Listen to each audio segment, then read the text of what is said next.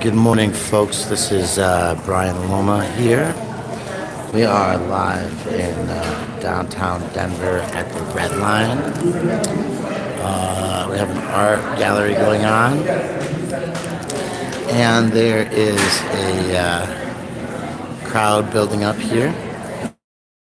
We're getting ready to start the symposium here. This is in Denver, talking about homelessness and the issues that we all are seeing in the streets throughout the states and many communities. He was just riding a pig statue. That's fantastic. So guys, I'm going just a couple of minutes early, but this was supposed to start at 1 o'clock. We are going to be doing this symposium for the next 2 or 3 hours. So if you're running a couple of channels or enjoying Eric Grant's antics, by all means, I understand. Yes, I do know that Eric is live in Colorado. He's staying at my house right now. So as I was saying, we are here in Denver, and we are going to stay with this and stay live for this symposium. We enjoy those of you who will be here and joining us for this conversation. Yeah, 30,000 homeless in LA. We have 5 to 10. It's a not fixed, not guaranteed number, but many friends and community members here today. So I appreciate you all coming in. The button that Janet made for this event, I want to show you all that. Denver's Right to Survive voting, May of 2019, a topic that we'll be doing, I'm sure, plenty of discussion on today. And I'm going to just step aside for a quick, hot second, make sure I got some water before this event starts.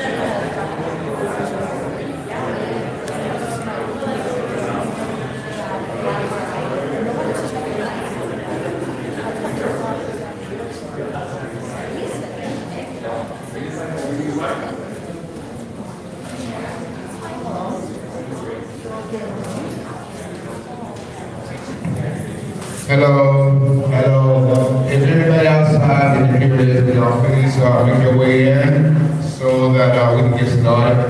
My name is Jerry Burton, and I just want to welcome you all to the Right to Housing Summit. And I hope we all have fun and learn some things and get ready to go out there and implement some things that we learned today to where we get our unhoused neighbors housed. That one house, okay? So, a little bit about me. My name is Jerry. I am short. No. No, but anyway, my name is Jerry. I am an individual that once was homeless, and I got into a place. I lost the place through no fault of my own. But anyway, I found myself back out here on the block. And when I'm out here on the block, I'm just trying to provide a safe, warm environment to sleep at night during that kind of weather. We shouldn't have to do that. I think that everyone has the right to housing. I also do feel that everyone has the right to rest. And they definitely have a right to survive, and nobody can take that away from them. No man, woman, a child, no government, no individual. So with that being said, because I can go on and on, and I don't want to. But I'm going to bring up right now Bryce from Redline. And oh, I forgot one thing. Interpretation is done by, I need the name, but anyway, they're back there to my left, my right, your left, to where they can interpret, all right? But anyway, I want to call up Bryce from Redline. Wherever you are, Bryce, you're making me look stupid. But anyway, we're gonna have a fun evening today, this afternoon. Yeah, it could be all three, depending on where you are in the world. But anyway, we're gonna have a good time. Oh, Bryce is finally showing up. Will you come to the front, Bryce, please? And I don't know what you're going to say, but that's up to you. Here you go.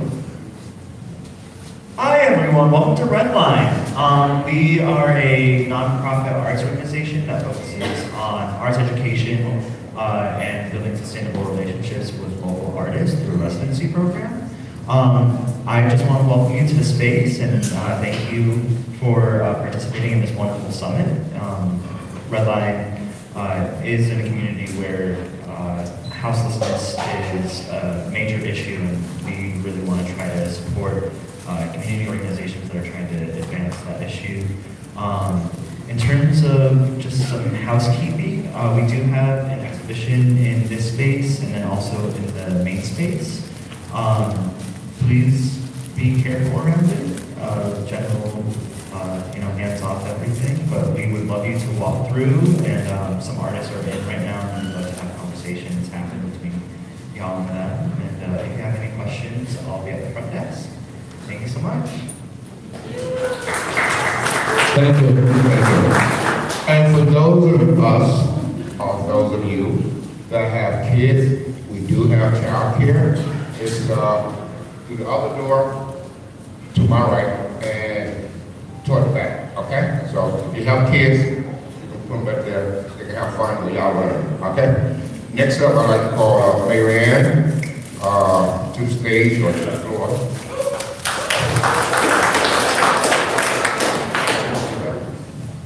Hi everybody, my name is Mary Ann with Denver Homeless Outloud. Jay, atmosphere here. You know what? One thing about D-Hole, we like to get loud, okay? So, we gotta put a little action in it, right? Gotta give it a little kick, right? Come on, take that.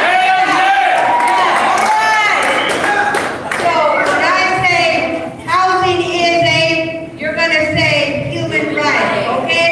So housing is human rights. What is it? Human rights. I can't hear you. Human rights. All right. Okay.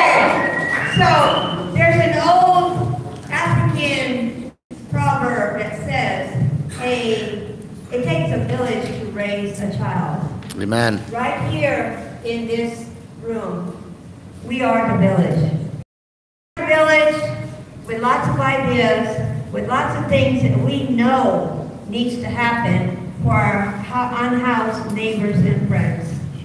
I want you to turn to the people sitting next to you and say, hi, my name is, won't you be my neighbor? Hi.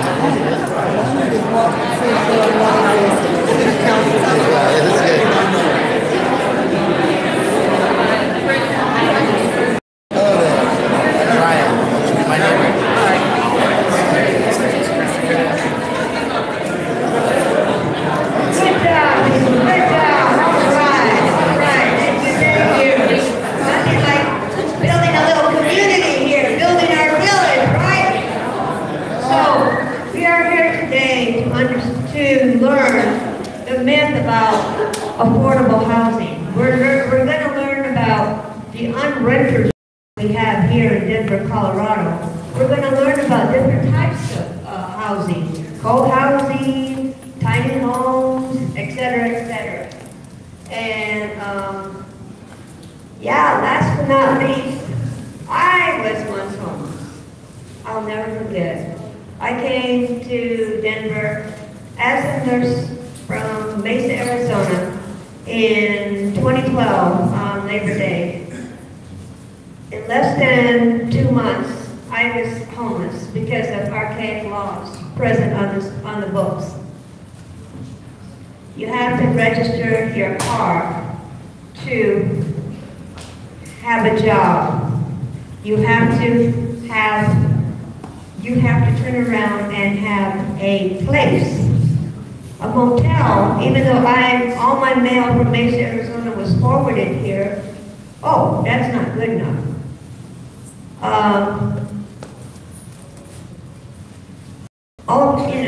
I went to Human Services and was referred to VOA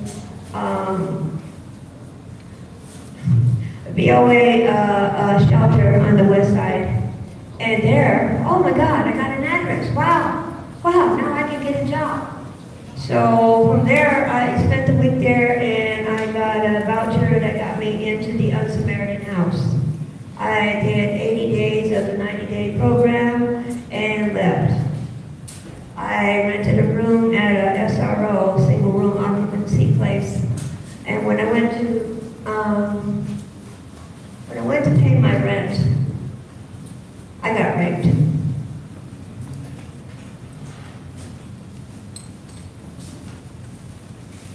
What happened afterwards was the changing point of my life when I realized that man only got 60 days for raping not just me, but 3 other women that all testified. So I became a client of MACD. I went to group homes, transitional housing, and I told my Jesus that if I ever get out, I will never forget. I will stay here and fight to my last breath until everybody can get housed, until we are all one family. Thank you so much.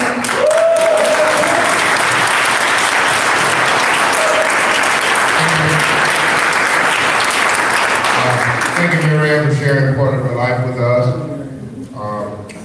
Well, my neighborhood show got quiet, and it's funny how we can sit up here and say to each other, want you to be my neighbor, want you to be my friend.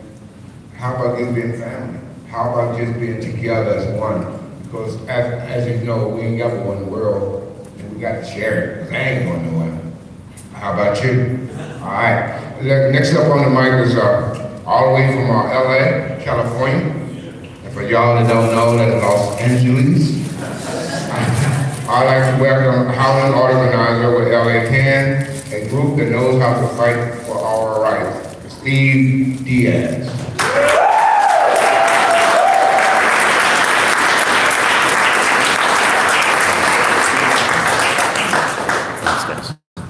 How's everybody doing today?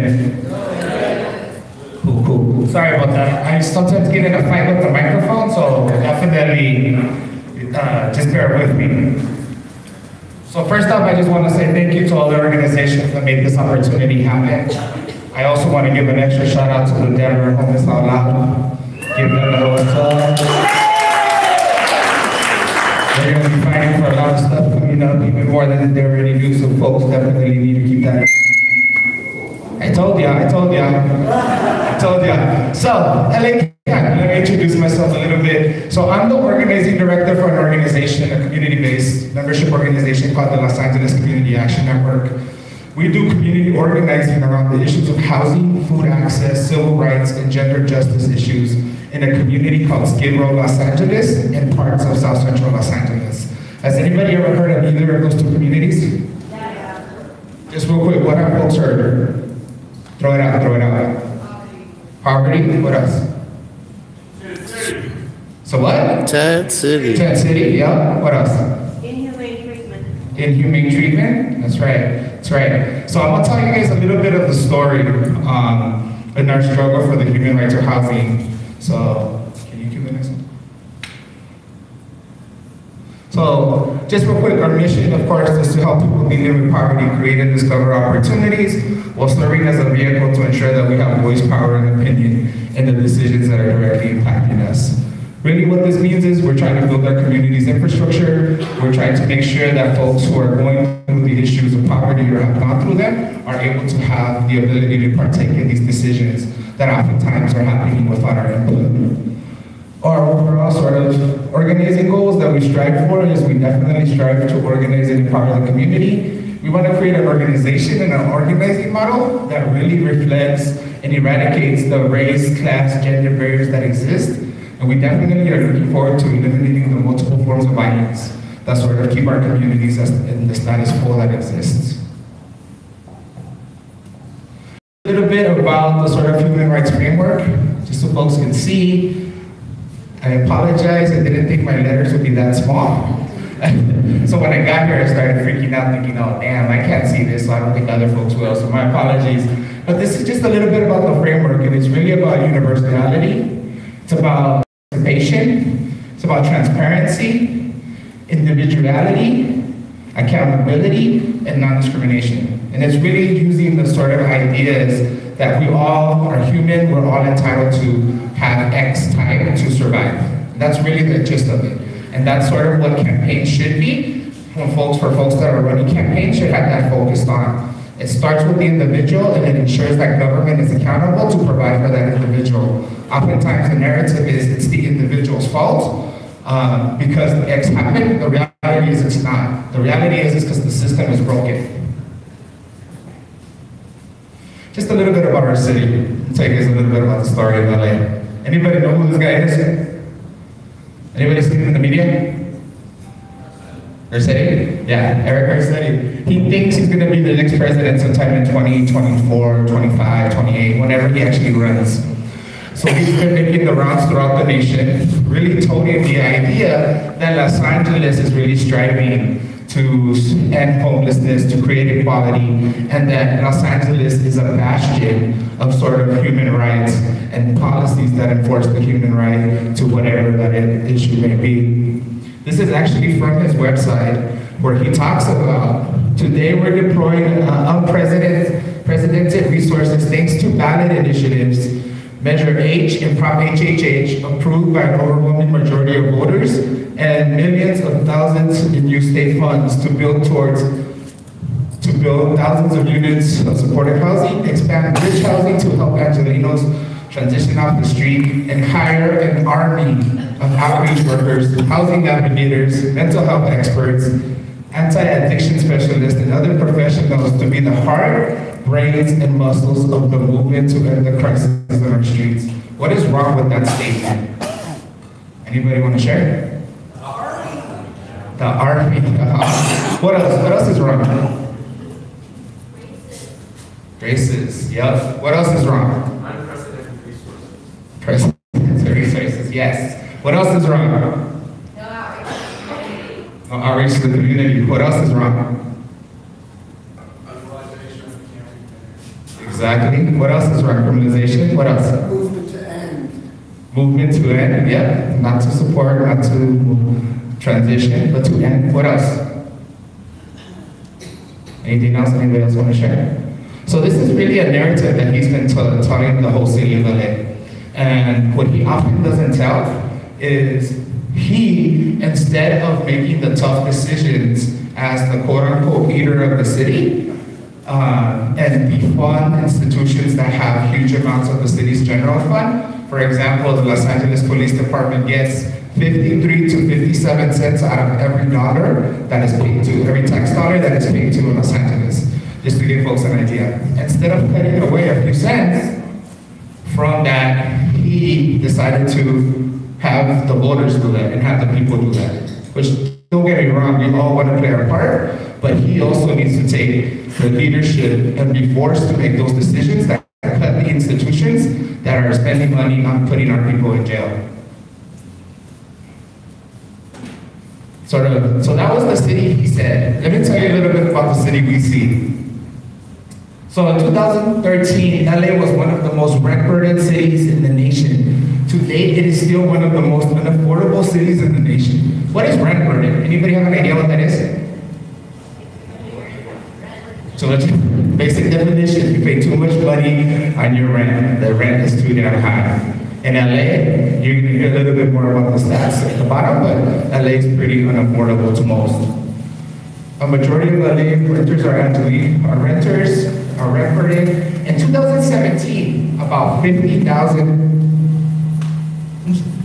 sorry, I told you guys this thing gets at the 5 with me sometimes.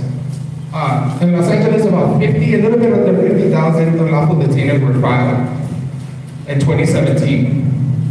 In 1 year, about 47,000 of them were filed, and the majority of them were for, anybody want to take a guess? Non-payment of rent, absolutely. So if you can't afford to live there, of course they're going to try to get you out. And between 2005 and 2016, rents shot up about 17.5%, while wages grew by 8%, just to give folks an idea. LA rents will increase an average of $136 a month for over the next 2 years, and in 2020, the median apartment rent will be approximately $2,755. Hey, what's somebody say? You thought we were bad, right? Somebody said that? Yeah. So definitely, if Google comes knocking, make sure you kick them out, or anybody else. Let me tell you a little bit more about the sort of the city as we see it.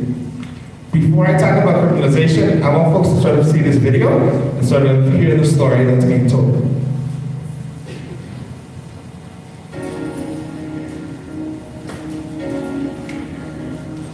Los Angeles is now coming together to confront the greatest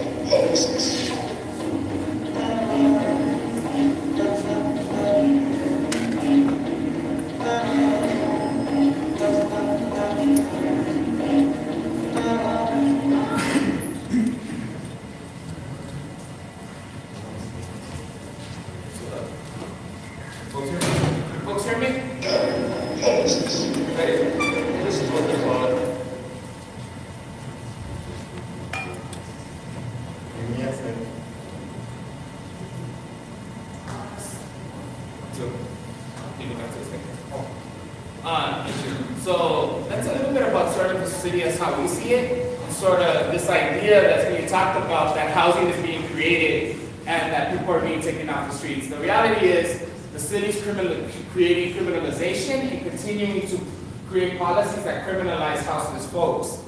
A recent study, according to... Can you folks hear me? According to a UCLA study that happened in 2006-2007, Skid Row, Los Angeles had one of the most police communities in the world with the launching of the Safer Cities Initiative. Anybody want to think about what was the most heaviest police community at that time besides Skid Row? What happened? South Central? Okay, anybody else? Think broader, think globally.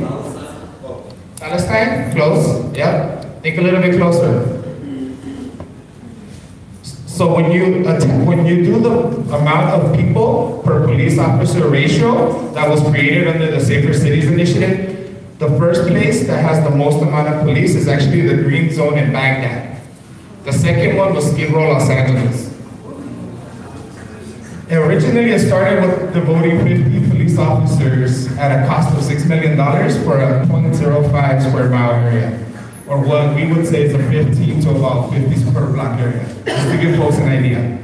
At the highest, at its peak, it was 118 police officers that were strictly deployed into that community to focus on what are called quality of life crimes. Does anybody have an idea what a quality of life crime is? Anything greasy people don't like. Anything that what? Anything greasy people don't like. Anything that greasy people don't like, that's very close, yes. I heard broken window, yeah, what else? What else? What happened? Graffiti, uh-huh. Loitering, uh-huh. Yeah. Anything else? Inoperable vehicle. Yep, a vehicle. So most of the quality of life crimes that were happening at that time were actually folks that were crossing the street from one side to another, and the light was green when they started, And in the middle of the sidewalk, when they were in the middle of the crosswalk, excuse me, not the sidewalk, the hand started blinking. That's actually a quality of life offense in Los Angeles. The other one that also happened a lot was littering. As folks know, sometimes people like to smoke, and sometimes when you're smoking, ashes fall down on the ground. We had a member who had the same exact incident happen to him, and he got a ticket for littering. So these were the type of quality of life crimes that they were sort of targeting. And they weren't targeting them just on houseless folks. This was really a strategy, a policing strategy that is commonly used in gentrifying communities to get rid of anyone that they deem undesirable, because they're trying to transition the community or transition the land into a higher value, higher target, quote unquote, tax base that exists. Just a little bit more on safer cities. In 2006, I want to share sort of a comparison. In 2006, there were 18,000 arrests in a community of 15,000 people. Yes, I failed math as well, and that does not make sense, right? Unless you're arrested twice, exactly.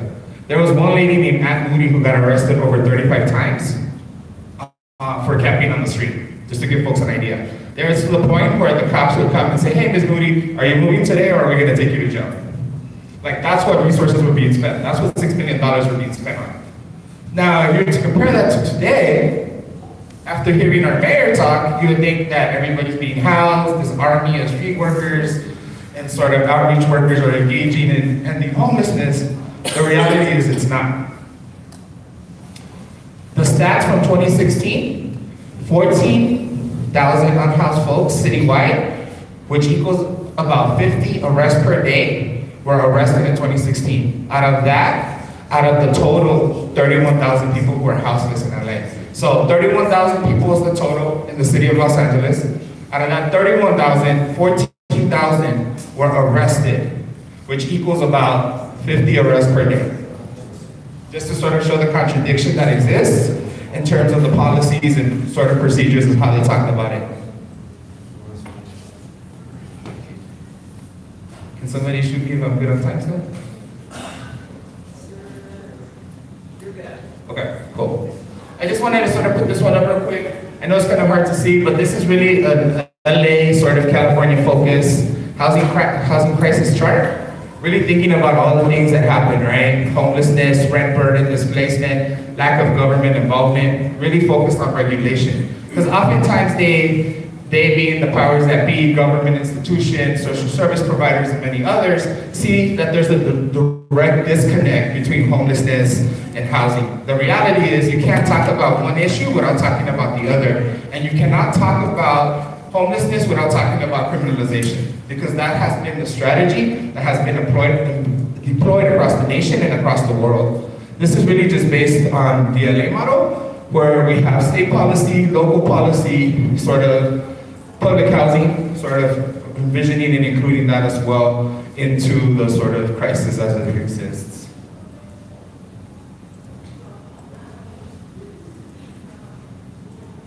So I want to quickly talk about some of our campaigns and sort of share some of our successes and sort of talk about different campaigns around different areas. And hopefully we'll have time for maybe one or two questions. So we had a campaign that was sort of one of my first campaigns I worked on, called our Residential Hotel Preservation Ordinance. And this was really focused on preserving housing of last resort, housing that oftentimes is forgotten, and housing that at one point in time was seen as sort of luxury boutique, but as times have evolved and need has increased, have transitioned into more long-term housing solutions. These buildings are oftentimes exist in slum housing conditions. So you give you get the ability to access housing, but at the same time you give away sort of some of the traditional housing regulations that exist. Not because the law doesn't protect you, just because that's the way the status of the system has been in the treatment of poor people in Los Angeles.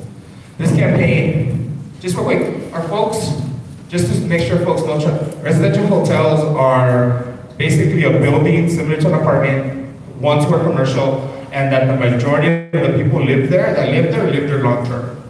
That's just basically the idea of a residential hotel. In Los Angeles, we had 18,000 units. About 7,500 of those were specifically in Skid Row. And in Skid Row, we sort of started organizing building by building, sort of block by block. I know oftentimes people talk about, you gotta create policy at the city level, you gotta come in with a suit, you gotta have a lobbyist, you gotta have all this. But the reality is, the people who are directly impacted have the decisions, and nobody's have the decisions and have the answers, and can really focus on making that happen. So we started by organizing building by building, really focusing on improving conditions and improving tenant education.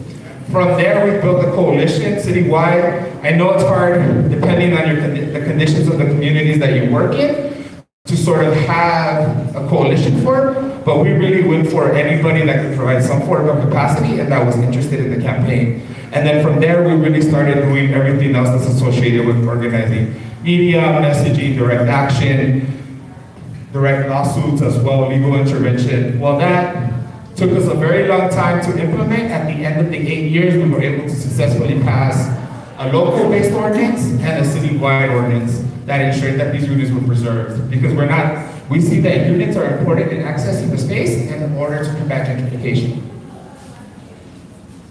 Another campaign that we worked on was Proposition HHH. It was mentioned earlier in the mayor's sort of picture that was shown in sort of a statement. Proposition HHH basically created a bond at the city level that would ensure that 80% of it, or 10,000 units, whichever came first, would be used for permanent supportive housing. 20% of it would be used for low-income housing, and $60 million of it would be used for facilities. This was the first time in LA's history that really everyone was on board. Everyone was really looking to sort of move this idea forward, and everyone sort of kind of stayed invested in it. This was not because people wanted to do it. This was really based on the many years of organizing that have happened, where communities have pressured elected business communities and sort of flipped the narrative around houseless folks to really change the conversation. Just a little bit about our voter engagement work. I know you guys are about to be in a big fight. So definitely organizations invested deeply in community organizing, civic engagement, and voter engagement as well. Door-by-door canvassing, phone bankings, really targeting registered voters was one of our key strategies. Just to give folks an idea in terms of our impact in this, and just to give folks an idea of what a small organization can do. In October 2016, we launched our phone banking program, and as well as our neighborhood-based program. Those programs that data is not on there, but this is the amount of people that 10 people were able to contact. I want folks to sort of see that number, excuse me if I'm blocking it, but we were able to make about a little bit under 200,000 calls. 10 people, I want folks to think about that. 10 people, 21 days before the election.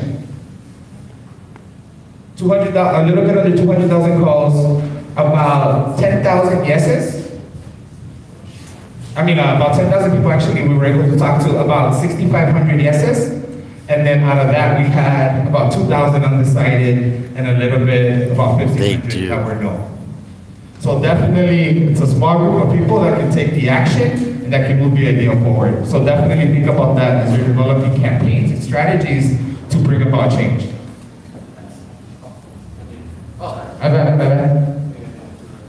It's okay. So at the same time, oftentimes people talk about the good stuff and don't talk about the bad stuff. And this is sort of some of the bad stuff that's happening at the same time that community did a lot of work. In LA County, in a recent report, unsheltered homelessness continued to increase dramatically, with over 13,000 residents becoming homeless in LA County every month. LA County, of course, has had a health outbreak, despite a long-term sort of track record of community organizing for more public restrooms, drinking fountains, hand washing stations, and showers. And then, of course, the bureaucracy continues to grow. So the city created a homeless strategy committee, the first ever homeless coordinator, which monitored and oversees the implementation of the homeless strategy. 2 additional oversight bodies were created as well under Prop HHH. So I want folks to sort of think about this in terms of your work. So you're striving for a campaign to make impact You organize and everybody sort of does their role to pass a bond initiative that's supposed to be focused on housing, but yet at the same time, people are still becoming homeless. At the same time, health conditions and sort of public health infrastructure is not being improved, and also at the same time, the bureaucracy is increasing. So the bureaucracy, of course, is always what's brought about first to quote unquote help implement the strategy. Just to give folks an idea. So this is sort of the give and take that you oftentimes have to learn and sort of practice in your organizing, and this is something that we have had to learn with as well, because we were all for-profit HHH, but now we're 2 years into it, units are barely starting to be built, and the conditions are still getting worse. Why would people think that the conditions will still be getting worse now that the city has money to invest in issues? Anybody want to try? So the question is, why do people think now that there's an actual amount of money geared at addressing housing, that the conditions on the street will still be getting worse?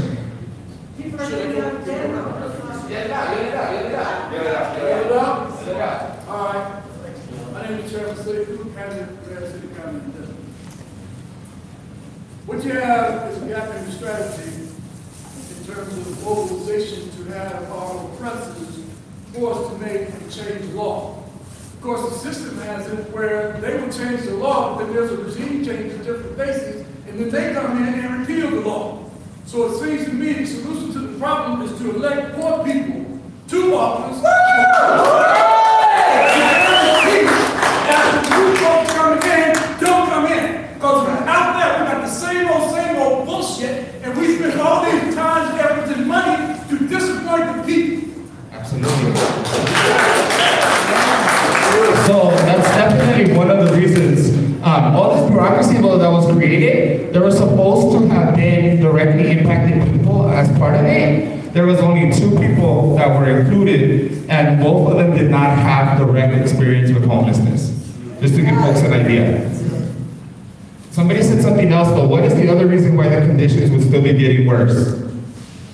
I heard it from the back somewhere. Anybody want to share it again? Getting out of Denver, so they're not arrested every time, and they're letting population growth. Population growth, yes. People are running from one place to another, absolutely. Just so folks know, right, this idea of arresting our way out of homelessness has been a strategy that has been implemented for the last 10 to 20 years and has failed. They will tell you that it's working, but the reality is it hasn't.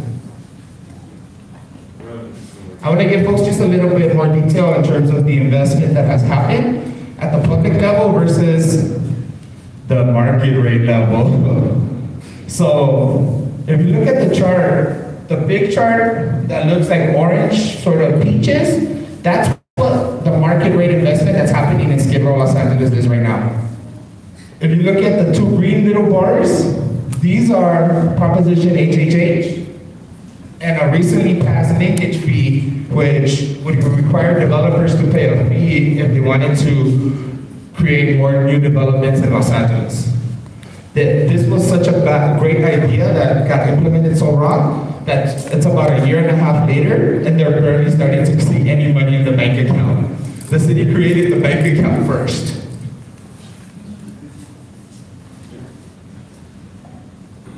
All right, let's talk a little bit about our civil rights work as LA can. I'm gonna go fast. So our civil rights work is really one of our key components. Do I have time or do we gotta go? Okay, so civil rights. Our civil rights work is really focused on different areas of work. Can you do the next one real quick? Community watch is one of our key demands, but definitely these are some of the ways that we do our civil rights work. Community-based education, street to street. Really creating a culture of resistance, really ensuring that people know that that little action that they take at that moment can help the greater struggle. Helping thousands of individuals sort of with court cases and sort of court support, and definitely using our Street Watch program to sort of create documentation that really highlight the pattern and practices of LAPD. And just in closing, I want to make sure I share this. This is really the way LA Camp does its work. These are some of our organizing strategies in terms of our work. Community education, grassroots policy development, really focus at demythicizing this idea of policy. Community-based research, we are the ones impacted, we have the voice, we should be able to sort of uplift those stories. Civic engagement, we definitely, well, we understand that the system has its flaws. We have to build the power in the system to be able to our own people, because we know that that's not going to happen overnight. And lastly, coalition building, and that's one of the reasons why I'm here. We sort of met Denver Homeless Out Loud through our partnership with the Western Regional Advocacy. Thank you, and all power to the people. All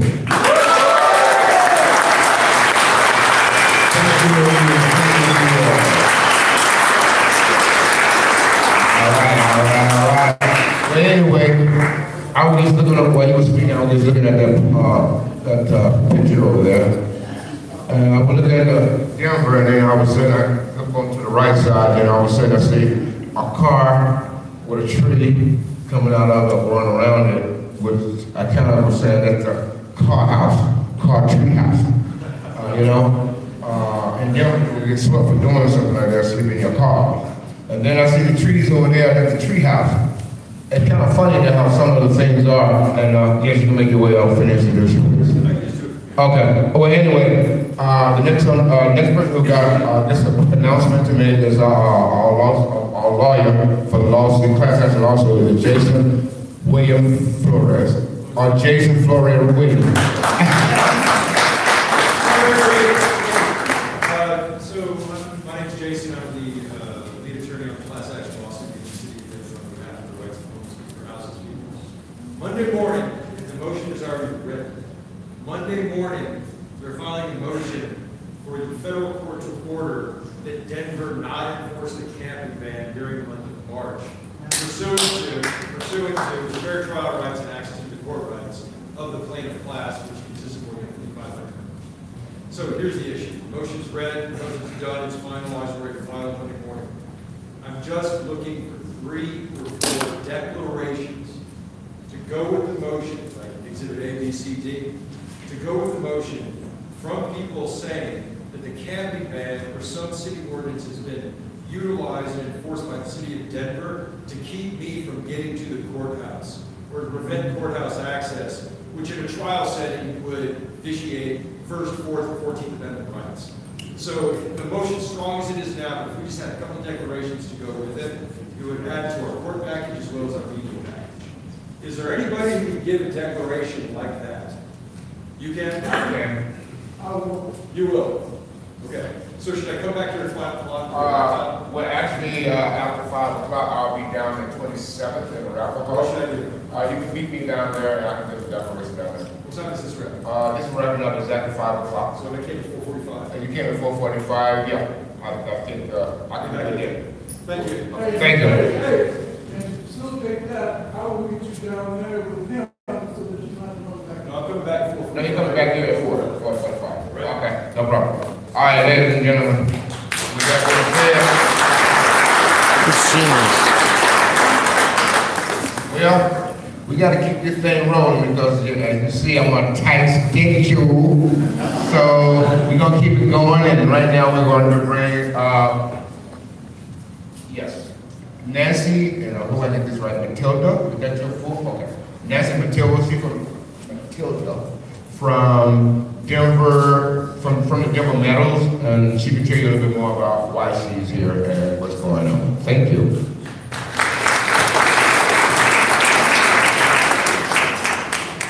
Buenas tardes, mi nombre es Matilde Macías, somos vecinos unidos y venimos de Denver Meadows. Es la situación que estamos viviendo ahorita. Good afternoon, my name is Matilde Macías. We're here with Vecinos Unidos, Neighbors United, and we're from the Park Meadows neighborhood to talk about what we're going through.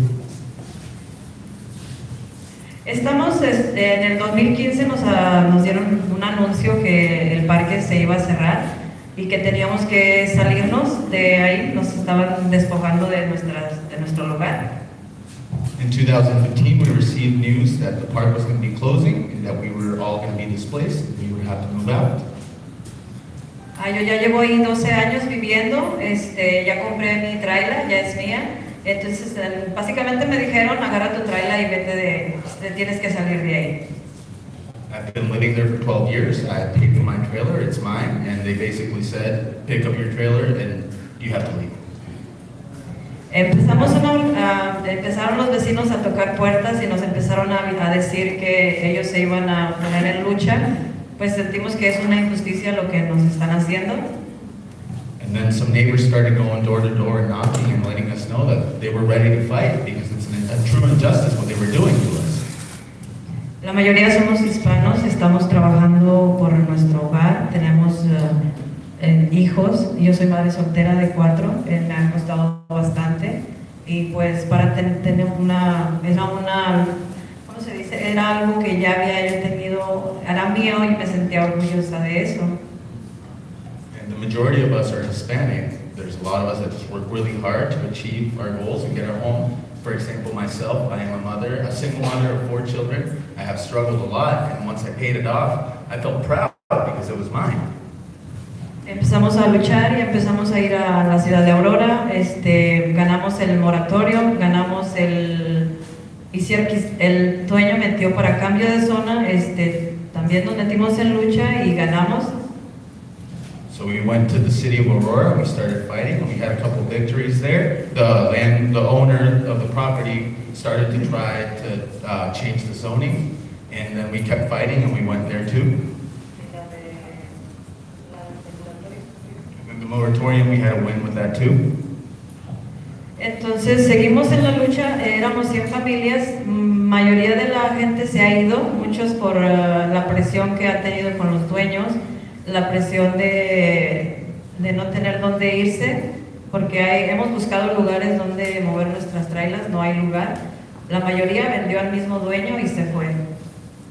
So there was about 100 families, the majority of them have already left due to the pressure from the owner and then the pressure of not having anywhere to go. We've tried moving somewhere else, but there's just nowhere to go.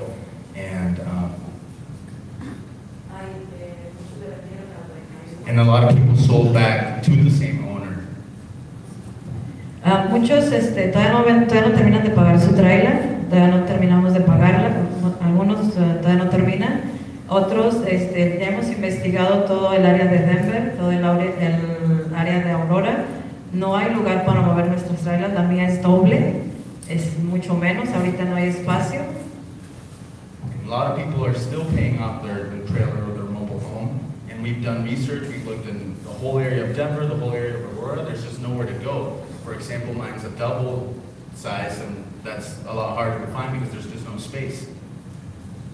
Ahí también hemos pedido ayuda, Aurora, la ciudad de Aurora, hemos estado la lucha de que nos ayuden a reubicación, hemos hecho protestas y estamos cada 2 semanas, una vez al mes pidiendo ayuda a la ciudad. Ahora tuvimos que venir a Denver a pedirle ayuda al mayor, a los concejales de las ciudades. So we've been asking the city of Aurora for help to find some relocation processes, and now we're coming to Denver to ask for help. We've asked the city council also for help. Y pues algunos dicen que sí, otros nos dicen que estamos en veremos, que todos tienen, siento que es como política y la realidad ahorita ya es que estamos para el 31 de marzo, nos tenemos que salir. Si no nos salimos, tenemos que pagar, tenemos que salirnos. Si no conseguimos, podemos dejar las trailers ahí, pero nos van a cobrar $1,500. And then some of them say yes, we want to help. Some of them say, oh, we don't know. And I feel like it's just politics and policies. And what we know is that by March 31st, we have to be out of there. And if we leave our houses there, we will be charged $1,500 a month. Sí, ahora tenemos que buscar, antes del 31 yo tengo que buscar dónde vivir, todavía no tengo. Tengo que pagar tengo que buscar 3 recámaras, arriba de $2,000, yo no puedo pagar eso. Aparte cada aplicación son tantos, $100, $50. Si no aplico, si no califico, tengo que ir a otro lado a pagar otros tasas. Para mí es demasiado. So now if we don't solve this by March 31st, I have to look for somewhere else to go. Right now I don't have anywhere else to go. And I have to look for a 3-bedroom that starts at $2,000. I can't afford that. And in order to apply, I have to pay $100 per application, $50 per application. And if I don't qualify, I have to go look for somewhere else and pay again those $100, $50. Más aparte de los 1,500, tengo que pagar 2 rentas, 1,500 por donde tengo que dejar mi trailer porque no la he podido mover, más, no sé, 1,600, 2,000 a otro lado donde me voy a ir. Si no puedo, no sé qué voy a hacer. So then that means I have to pay for 2 rents, the $1,500 that I have to pay for leaving my house there since I can't take it somewhere else, the $1,600 to $2,000 I'll have to pay for rent if I find some other place. How am I going to do that? Perdón. Ella va a explicar más bien, ella es la que está más enterada de todo lo que estamos haciendo y nos está representando en nuestra vecindad. Gracias. And she's going to continue and explain it a little better because she's in charge, she's leading our neighbors in this fight. Buenas tardes, mi nombre es Nancy Flores. Venimos a hablar aquí un poco de lo que hemos pasado ya 2 años, ya vamos para 3 años peleando con nuestros hogares. Sí ha sido una lucha muy estresante porque muchos de nuestros vecinos se han tenido que ir. Sí, muchos se fueron y vendieron al dueño, pero también hay muchos que tuvieron que irse por represalias, porque los corrían, porque si no pagaban la renta a tiempo tenían que irse, les ponían abogado y tenían que desalojar. Otros se fueron porque pudieron. Hi, my name is Nancy Flores, and I'm here to talk because we have been doing this fight. It's been a long fight. It's been several of years, and a lot of people have left. A lot of people were pressured with the owner. They would bring lawyers, and they experienced a lot of retaliation. So they were forced and kicked out of their own home. También hemos sido víctimas de represalias porque desde que empezamos en la lucha se nos subió la renta 3 veces en menos de 2 años. Hemos tenido que pagar por extra autos cuando se nos daba permiso de tener 3, nomás un día llegaron y dijeron que solamente 2 y que si queríamos el tercero había que pagar $100 más de costo. And a lot of us suffered retaliation after we started fighting. Our rents tripled in 2 years, and then they attacked our parking. We were allowed to have 3 vehicles. Then out of nowhere, just one day they came, they said only 2, and if you want a third, you have to pay $100. Entonces se nos estaba desalojando y al mismo tiempo nos estaban dando más costos. De esa manera, ¿cómo vamos nosotros a ahorrar para movernos si no tenemos ahorita para ahorrar con tantos costos que tenemos extra? So at the same time that we were being displaced, we weren't able to save because there was just random costs that kept popping up. So how are we supposed to save money in order to move if the costs, just random costs keep popping up that we have to pay? Desde el principio que nos unimos, la primera lucha que fue ir a detener el cambio de zona. Fuimos todos los vecinos, fue algo impresionante en la ciudad de Aurora, nunca se imaginó que iba a haber casi 200 personas apoyándonos para que nos hiciera el cambio de zona. La comunidad se juntó, nos juntamos, hicimos las camisas que trae Andrea. Esa fue nuestra primera camisa, que pusimos que nuestra casa no estaba en venta, que la vivienda no era un lujo, sino un derecho humano. So the first fight that we had was when they were trying to do the rezoning process. We went, and the city of Aurora never expected that the community would come together and 200 people would be present, ready to fight. And we made those shirts that Andrea is wearing. It says, "Our house is not for sale, and housing is not a luxury, it's a human right." Después de ahí,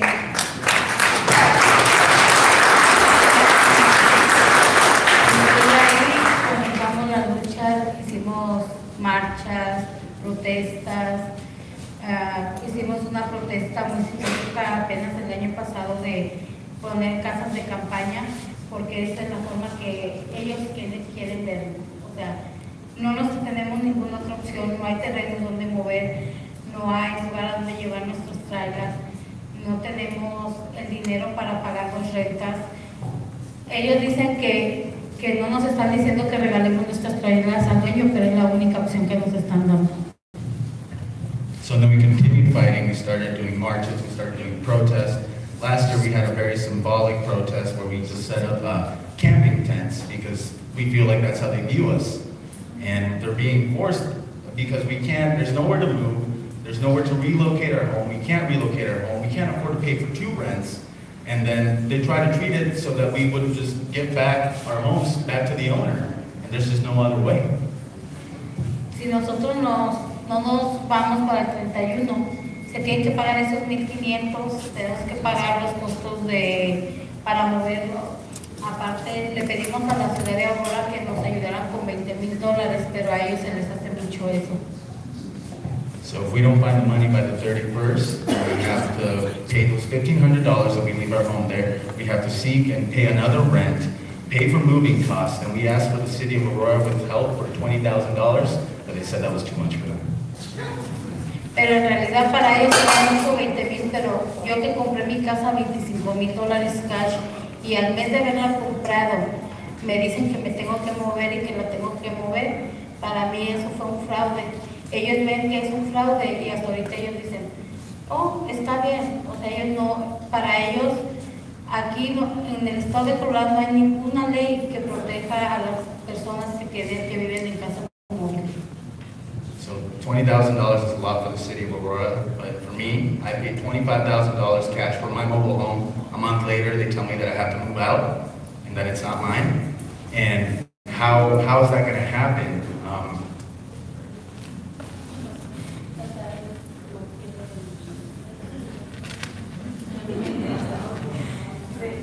Yes, and in the state of Colorado, there's no protection for renters, and especially there's no protection for people in mobile homes and mobile homeowners. Estamos ahorita, fuimos a hablar con varias personas el día de ayer, también con nuestros representantes del condado de Adams, ya que nuestra área de trailers pertenece al condado de Adams. Ellos se demostraron muy conmovidos y como que quieren ayudar a presionar un poco a la ciudad de Aurora para que nos ayuden con esos $25,000, pero no es nada garantizado, no es nada que sea prominente y nosotros estamos buscando una solución clara, algo que realmente nos respalde, porque ya tenemos menos de un mes, 2 meses y no tenemos todavía nada seguro. So yesterday we spoke with the representatives from the Adams County, because that's where our mobile home park is. And they said, yeah, like they'll try to support us to get the $20,000, but there's just no guarantee. And for us, if we don't have anything by the 31st, it's guaranteed that we're going to move out. But we need something certain, something that would protect us. Y hasta ahorita la única opción que tenemos sería dejar nuestras cargas y si no queremos pagar los $1,500, entregar nuestros títulos. So the only option that we have right now is to leave our trailer homes there, and if we don't want to pay the $1,500, we have to turn over our titles. Aparte, el problema más grande que creo que hay ahorita, solo quedamos 24 familias. De esas 24 familias, 10 trailers no se pueden mover porque son viejas, otras son vecinos que son de la tercera edad. Las otras 8 trailers todavía deben dinero al dueño. Muchos de ellos compraron las trailers en el 2015 y ya él había hecho el cambio de zona, pero no dijo nada. Y estas personas hicieron contratos a 7 años y ahorita llevan apenas 3 años y están siendo desalojados. Aparte tienen deudas todavía de $30,000 para pagar sus trailers. Estas personas tuvieron que pagar $1,500 de estacionamiento, el pago de la trailer más la renta donde se vayan a mover. So now there's only 24 families left. 10 of those are houses that can't be moved because they're just simply too old. The other ones are elders who will have to struggle with that. And then there's 8 of them who signed their contract in 2015 after the rezoning process had already happened and the owner didn't say anything. So they signed a 7-year contract, and now it's only been 3 years and they're being told that they have to leave. So they'll have to pay the $1,500 for the land, the rent that they owe, because they still have $35,000 in debt of what they owe for their homes. So they're paying rent for that. They have to pay moving costs and pay for a new rent. Y nosotros todavía oímos a los de aquí dicen que 20,000 es mucho dinero. Para nosotros 20,000 no es mucho dinero porque nuestras casas valen más que $20,000. Todas nuestras casas tienen precios muy altos. And then when the city tells us that $20,000 is too much, to us that's not too much. Our houses are worth more. Our houses are expensive as well. Una pregunta, el dueño del parqueadero, ¿en cuánto compra las vacas que están? ¿Cuánto paga? And a quick question, the owner of the park, how much does he pay when he buys back those homes? Pues como aquí en las leyes de Colorado, el dueño tiene todos los beneficios, él puede comprar esas casas al precio que él quiera ofrecer, $5,000, $10,000, y él revenderlas hasta $50,000 y $60,000.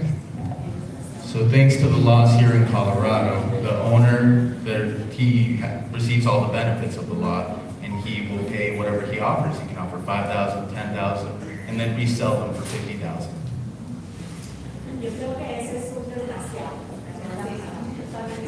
Pero ahí es donde entra de la protección tanto al inquilino. Prácticamente las trailas son inquilinos, son personas que están rentando. Entonces yo creo que urge buscar, no estamos hablando de control de rentas. Control de rentas sabemos que no podemos hacer nada, pero sí defender al inquilino, porque a fin de cuentas están sirviendo denos por dinero. Estamos pagando por vivir ahí, pero no porque nos abusen. So that owner is an asshole. There's no other way to put it.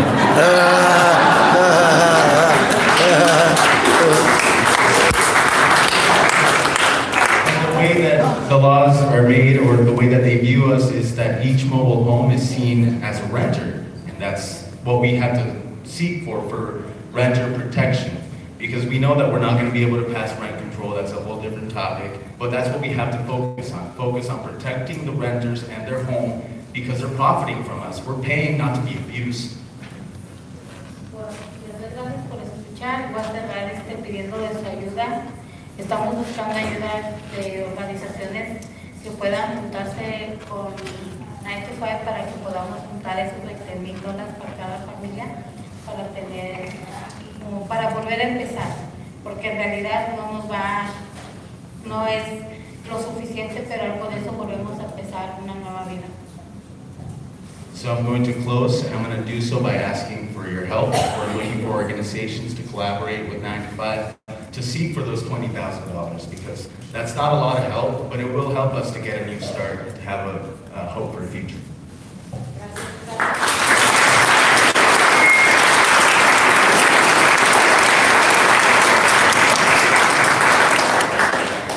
Thank you, thank you, thank you. Y'all know what? This is a damn crazy ass world that we live in today. I mean, think about it. They're telling us we can't sleep in tent, we can't cover ourselves, and even a dog knows to go in and out of the racket. An animal knows when to go into a barn. A horse goes into the shed. So they're telling human beings who have the ability to think that they can't use a sleeping bag, cot, tarp, tent, nothing. This is insanity. And then on top of that, then you get a story like that where people is buying houses, and now, you know, that shit, this has got to stop. And the only way that we're gonna get this shit to stop, and excuse my language, I'm kind of pissed off and upset right now, is the fact that when are we, as people, is going to stand the fuck up and say, yo, we ain't taking this shit no more. You know, I mean, this is cruel. I mean, human beings, and you know what? And the funny thing about this shit, we treat animals, cats, dogs, birds, reptiles, better than we do humans. This is some bullshit. I mean, let me get back on topic. But anyway, I'm just upset. I'm very upset. And now we got a phone call coming in, I think. We got a phone call coming in from across the globe. Someone who knows what is possibly fighting for right to house outside the U.S.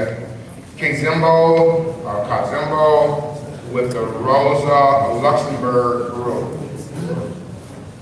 Got the phone? Hello? Is anybody there? Hello? Is it me? Oh, we lost that call. It's gonna be an 8-second delay. Hey, while you got a delay, any of you guys who are enjoying what you're hearing and want to share it with other people, we are live streaming this event right now. My handle is Cut the Plastic.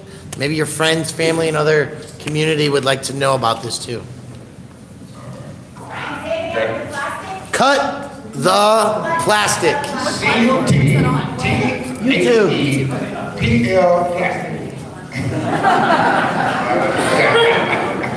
Wait. Are y'all ready? Action. Oh. Somebody don't know how to work their phone, I think. Is that it?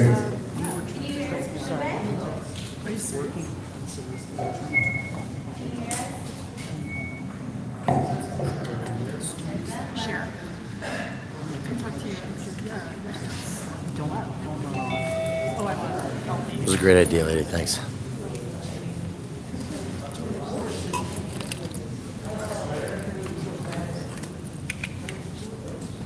Turn mute off. Can you hear us?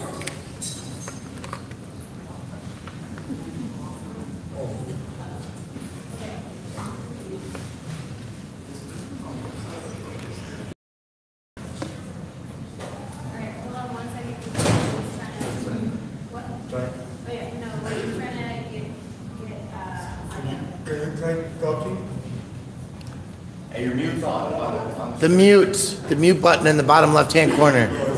Oh.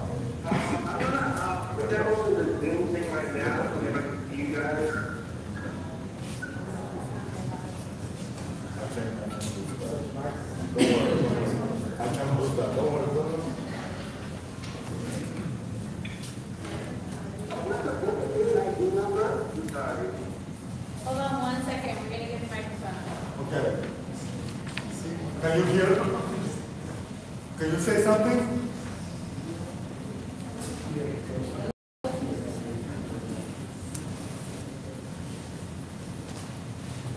Can you hear us? Is it okay? Yeah, I can hear you. I'm going to join you guys.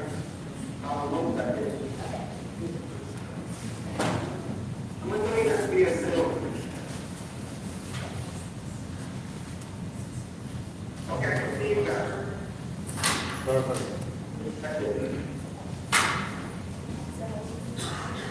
Yes.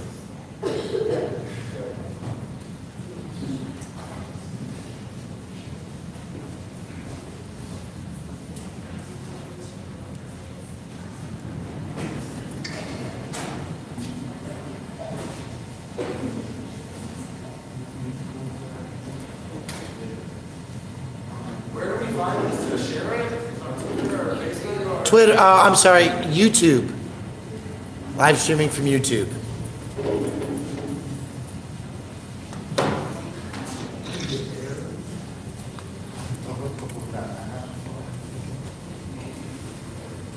Can we test? Can you say something?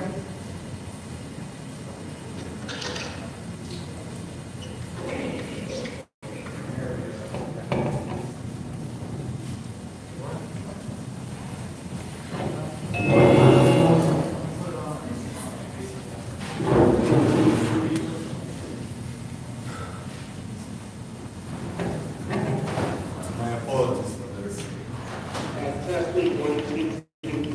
We can hear you perfect.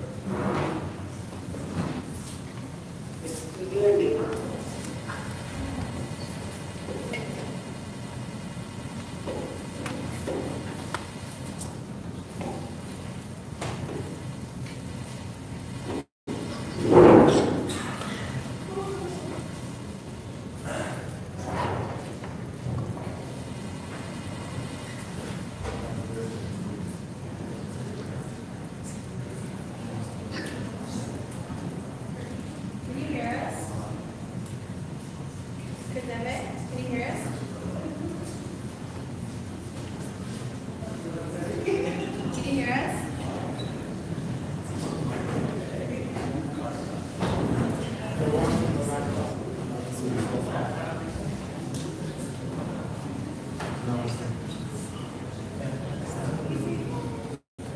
Yes, we can see you. We can see you.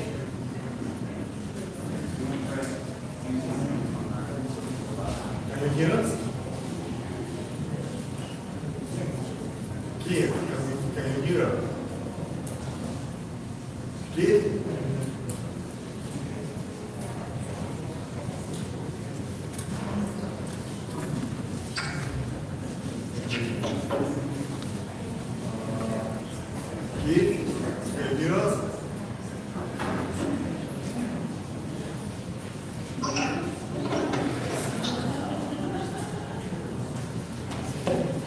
Can you hear us?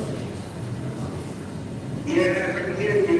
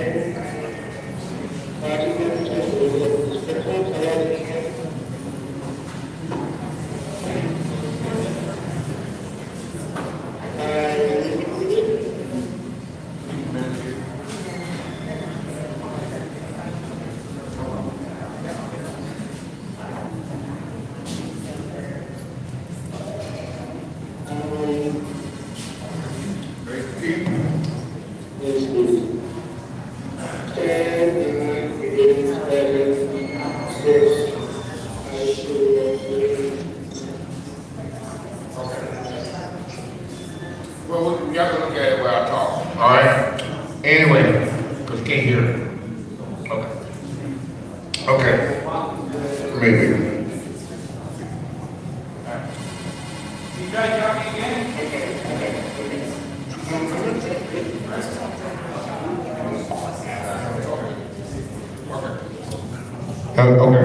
Dre is going to come to Mike and he's going to introduce, well, I guess he's going to be him. Here you go, Dre. So that was Kazembe.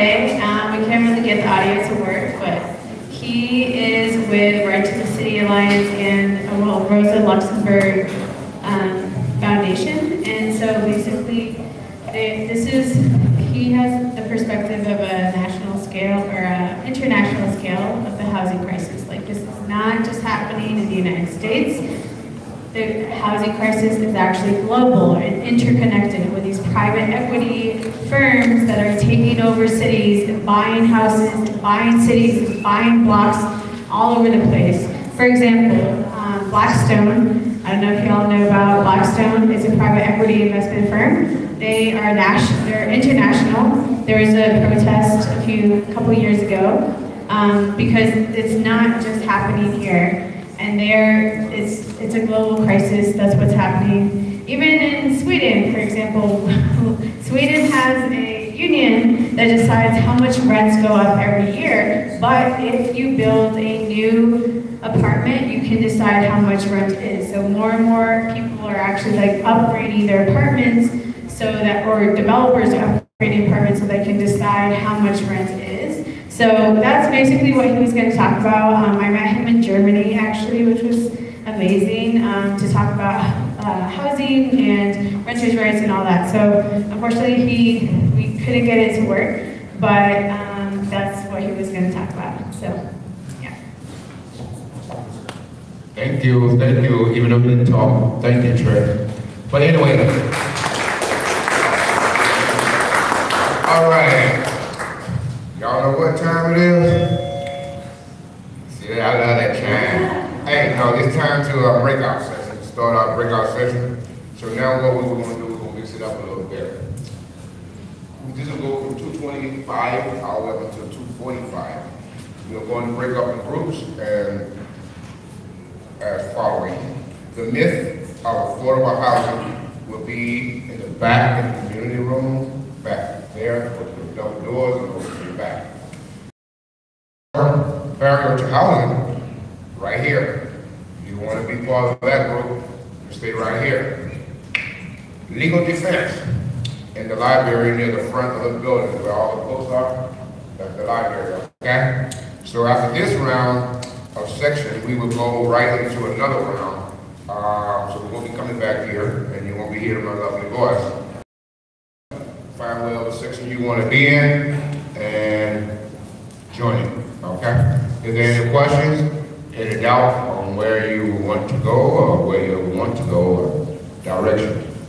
No? Yes? No? Give us again. Huh? Tell us again.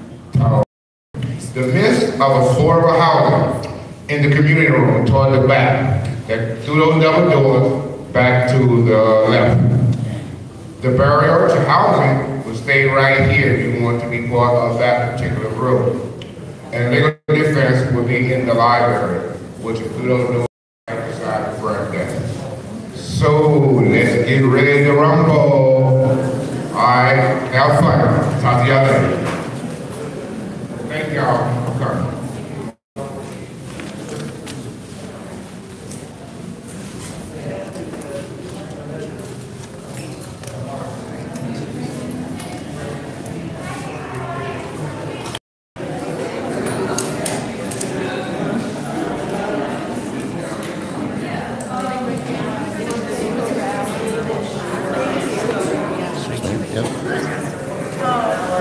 Hey guys, so for those of you just joining us, we are at the Housing Summit at the Red Line in Denver, Colorado. We're talking about housing issues, the barriers to housing.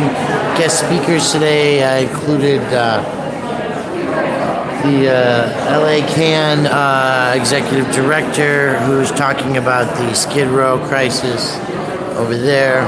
We're going to be coming back to a meeting here shortly, and for guest speakers and such as we go along here.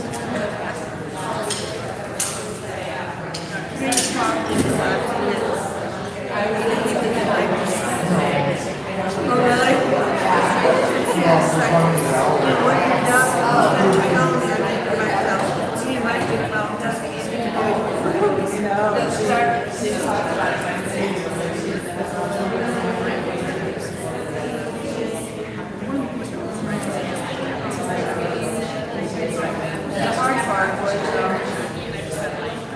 trying to spread it out.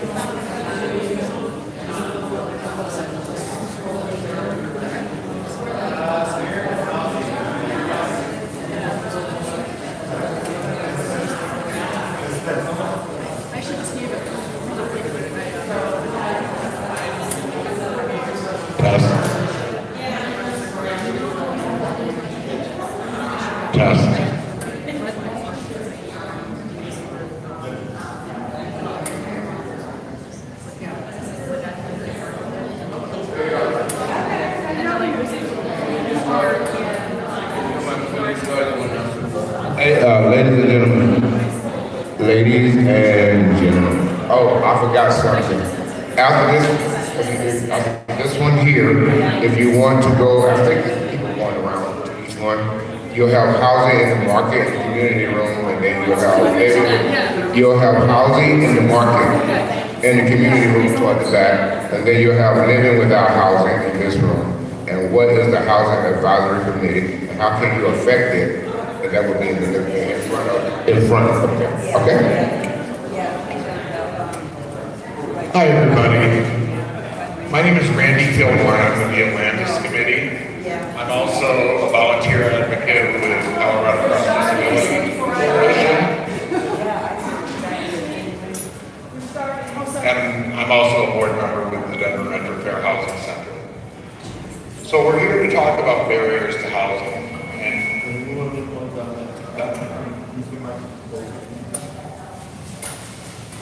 Closer. Okay. I feel like I'm really echoing in here. Okay, there's some obvious barriers to housing that I think a lot of people in Denver have, most people that adversely affect people in the homeless community. High rental rates and lack of affordable housing, requirements for identification, criminalization, credit problems, discrimination, and accessibility. And we're going to talk a little bit about all those, and then I want to get some thoughts from you if you have other barriers that you have identified in your lives. So I know very little about some of these because I have not experienced them myself. My area of expertise, I guess if you can call it that, is accessibility and discrimination. But just some things that we've identified as far as high rental rates and lack of affordable housing, just some things that I know that you can do for that, that is greatly needed for that, is for people to lobby city council and their state representatives and talk to them about your stories, tell them your stories. Just going and telling them we need affordable housing doesn't do a lot of good because they know that. But the more stories they hear from you, from us, then the more of an impact they see and give them your ideas. I mean, they hear ideas all the time and they might have heard it 1,000 times, but you might have something that they have not heard before and they might think it might be a good idea. So, and then also, as I said, I serve on the Mayor's Housing Advisory Committee, and I know that we have a lot of work to do on that committee.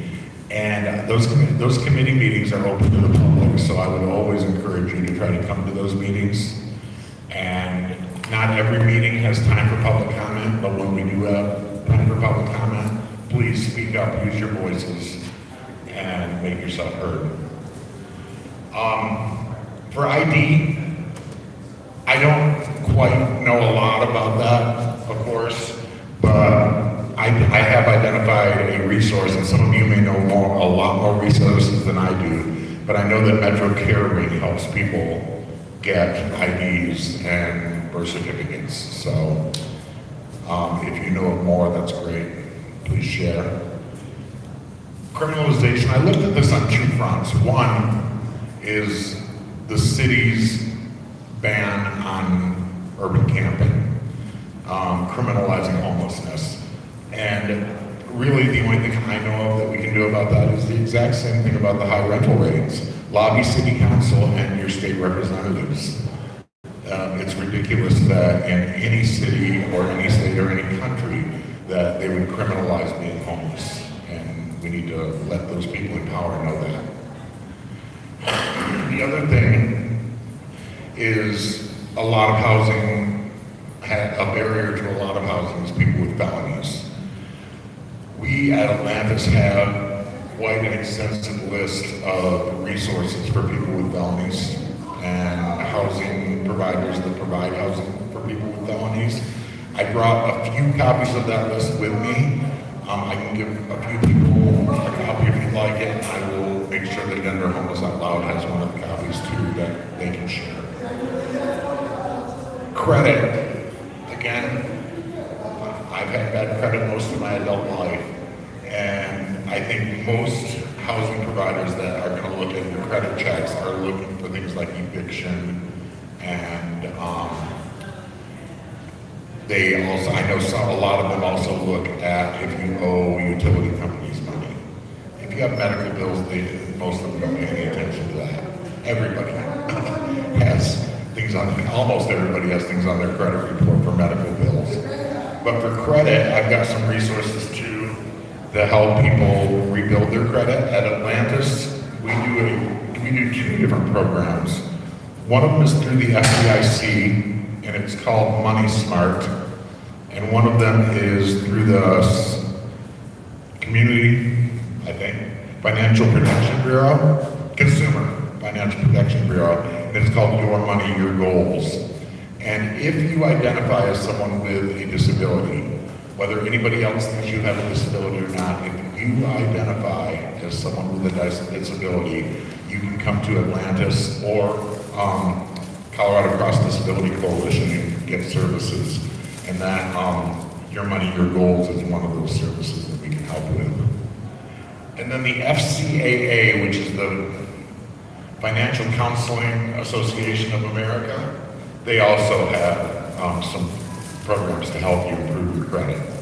I've got websites for all of them. Again, I can give people a copy of this with those websites. And I'll make sure that I give Denver Homeless Out Loud a copy as well. As far as discrimination, there's a lot of discrimination that happens. But as far as housing, the Denver Metro Fair Housing Center is a great resource if you feel like you've been discriminated against. The federally protected classes for the fair housing law are race, color, religion, national origin, sex, disability, and familial status. In addition to that, in the state of Colorado, we have prohibitions against discrimination based on sexual orientation, creed, marital status, and ancestry. And in the city of Denver, we have a new protected status called source of income. Great, it was a great, great law. Very thankful to the city for doing that. Basically, it means they can't identify you for anything that can be considered income. And primarily, that's Section 8 vouchers. Landlords can no longer say, I don't accept a Section 8 voucher. However, what they can do, and some of them are doing, a Section 8 voucher has a payment standard. I think in Denver right now it's like right around $1,200. So they will pay your rent if the rent is no higher than $1,200. So a lot of the landlords have said, fine, I'm charging $1,300. So I think the city is investigating ways to alleviate that. But if you feel discriminated against for any of those things, go to the Denver Metro Fair Housing Center. They're right over here on Martin Luther King and Downing. Or call them, look up their website, and they can help you with that. Accessibility is something that I've faced a lot of times. I face it when I try to go visit my friends and they have a 28-inch doorway. I face it when I go to visit somebody or try to go look at an apartment and there's 3 steps up to the front door and no other way for me to get in. So with my lived experience, I started out going to Colorado Cross Disability Coalition, and they helped me with a couple of issues that I had, non-housing related, but other accessibility issues. And through that, became acquainted with and eventually started working for the Atlantis community. Our independent living specialists at Atlantis are wonderful. They can help with pretty much anything that helps to keep somebody from going into an institution. That's our #1 goal. So, and that includes being homeless too. So, our independent living specialists can help you look for housing. We have 2 different housing groups. We have a peer support group that I run on the first Monday of the month where we talk about institutional advocacy. In February this month, this coming Monday, we're doing one on evictions, how to prevent them, what to do if you have one on your record, and something else. I think some legal resources. And then we also have a group that meets every Monday. During the day, I would call Atlantis to find out the exact times. I think it's from 1 to 5. But they can help you fill out applications, they can help you get online and look for housing, and pretty much anything that they can do hands-on on a one-on-one basis. So that's all I have as far as barriers. But I wanted to hear from you what other barriers that you have found to housing in Denver. I'd like to circle back on one of the things you mentioned, and I think you said it was Metro Fair Housing? Yes, Denver Metro Fair Housing Center. And you said they had a whole list of things that I'm not sure if you said they're illegal but the thing I was most interested in was familial relationship. Familial status. Basically that's saying that a landlord can't tell you that they're not going to rent to you because you have a child, or 3 children, or 6 children.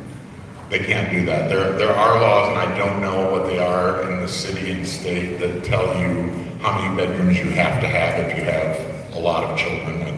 I think they can put 2 or 3 in a bedroom, something like that. Actually, I was interested in the unrelated adult conditions of the zoning code, which say, and of course there are houses all over the city that have intentional communities and unrelated adults. And it's a huge area. I mean, we operate a house of hospitality, and of course all the people who stay with us are unrelated. And we did that for 38 years on Wellman. We moved and someone gentrified neighborhood. This neighborhood basically said, well, what are you going to do? And that kicked off a whole process of needing to get a zoning permit. Sure. And that's a huge area. I mean, we own the house. And then, well, we should be able to do what we want with it if we want to invite people in. But there are zoning rules that are just huge. I agree. And that's something that you would really, that's not going to be covered by the Fair Housing Act, because I may be wrong, but I'm 99% sure that familial status would not include non-related people. So I would talk to city council as much as possible. Find out who the city council person is in your district, but also talk to the at-large city council people too. Right now it's Robin Cage and Debbie Ortega. And try to urge them to change that. Well, she's working on it. Yeah. It's going to a vote in October. It is. Yeah, there's an advisory committee that is working on changing the number of unrelated adults. Oh. And they'll submit it to city council for a vote. So definitely lobby your city council people. Make sure that they vote on that, vote yes on that. So currently, there is a number of unrelated adults in the so, yeah, is it okay if I? Yeah. So, currently the zoning code in the city and county of Denver for a single family home, you're allowed to have 2 unrelated adults live in a residence. Marriage does not equal relation in Denver, so 2 married people or 2 unrelated adults, it's only people that are blood related to you that are allowed to live there. Really? Yeah. It's an old law. It is like it has been said to be discriminatory against LGBT communities and immigrants, and also was originally some anti-Roma legislation. It's the case in a lot of cities in the United States, and I think many cities, as we like re-envision housing, are starting to come and bring those changes. So, like in California, for example, there are no restrictions on the number of unrelated adults. It just goes to the fire code. Whereas in Denver, it's most restrictive. Like in Aurora, you can have 8 adults. What's the Denver proposal? The group living advisory committee, the zoning code group that is sort of making the recommendation, they're still deciding what they're going to do. Here in Denver, do they have very many, what I would call transitional housing? Like where, let's say a house like a little well guys, each one of them got their own bed, and you know, you light up your eyes, spots, you cook there. Or you can spend your food standing and eat there. And slowly get on a job, like have 2 different house parents there that live there, somebody like you do, and they pay you every 2 weeks to be a monitor, to live up there. They run a bad mouse or anything, don't leave. And have some guys there that need help where, like, I understand, yeah. like Salvation Army, I have 2 guys in the bathroom that was in chairs, right? And you know, you would be able to pay a little bit to stay there. And eventually after I got one, I'm not going to pay something, but I would help you if you need help. There is transitional housing in Denver, but there's not enough. There's not enough there. There definitely needs to be more. I have one question. So I know that right now in Colorado, like landlords can't say you can't make accommodations if you need accommodations, like if you need wheelchair access or like something like landlords can't say you can't do that, but like most of the time, if you have a disability, you have to pay for it, and then you might have to take it out when you leave. Like, what is the ideal policy for that? Like, that's ridiculous. It is. The way that works is what the ADA says is they have to provide an accommodation as long as it is, I'm trying to think of the exact term, reasonable. Yeah, as long as it's not an exorbitant cost.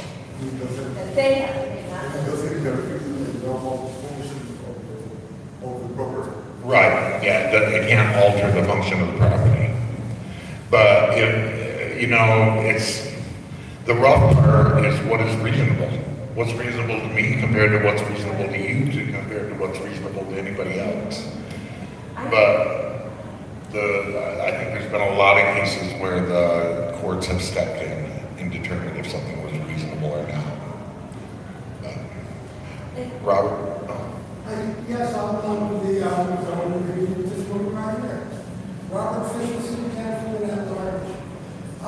To answer part of that man's question, It does stay in the city code, unfortunately.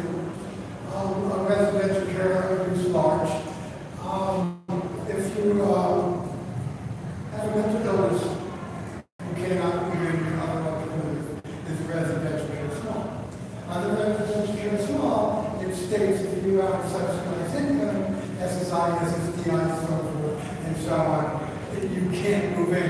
Keep it in with homeless and so on. There is a certain group of mentally ill people who would like to get into housing, who need a little bit of supervision and some freedom, and they're literally zoning out in the Denver zoning code. Now they there, I will rebuttal against my argument, and they said they're not zoning anything. That guy is a city councilman at large right If you're now. not zoning them out, then you're not zoning them in. So I see that to be a problem, and that does answer that man's question to some degree. And these people, a lot of the disabled, the people that they are, they're disabled, and this should not be. We need to transition to the next breakout session, so if we want to give a 30-second wrap up, folks are already coming in for the next one. Okay. Well, thank you all. Can I just say real quick, the other The day, next session is Mr. Living Without Housing. the other thing is we really have to look at our communication, because if we talk about affordable, that's not what people, the legislators, the developers are doing. We have to change that language. Yeah, at least put a definition of what affordable means.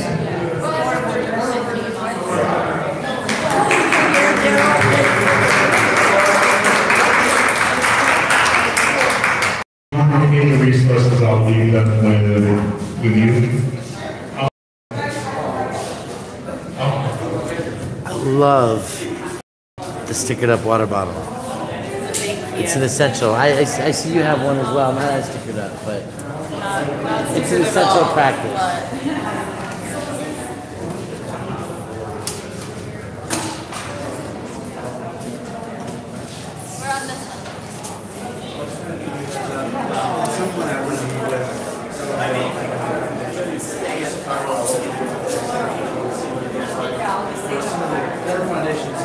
So this one is going to be living without housing.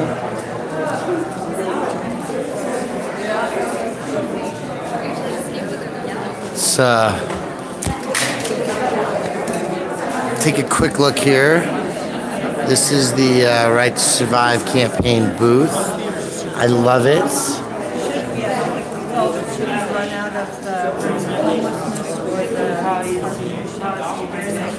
Caitlin from Mayor.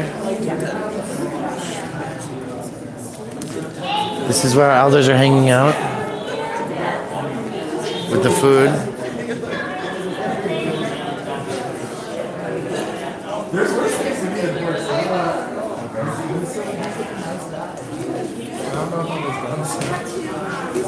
You fun yet?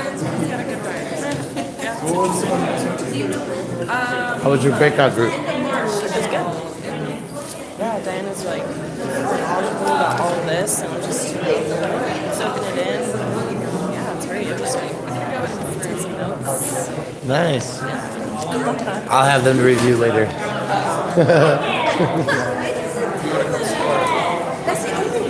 Oh. Do you want to go back there? These are like the dance specs. Yeah, it's fun. Okay. What group is this? So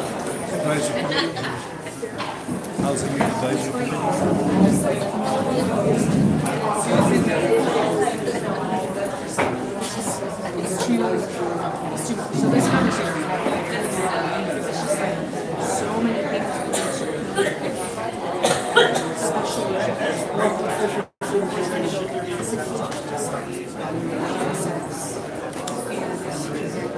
So this one is supposed to be the Housing Advisory Committee one, and Randy is coming in here right now. You can also click on this, right? So Randy and Veronica share about it. They're coming in right now. For a second. This is the room.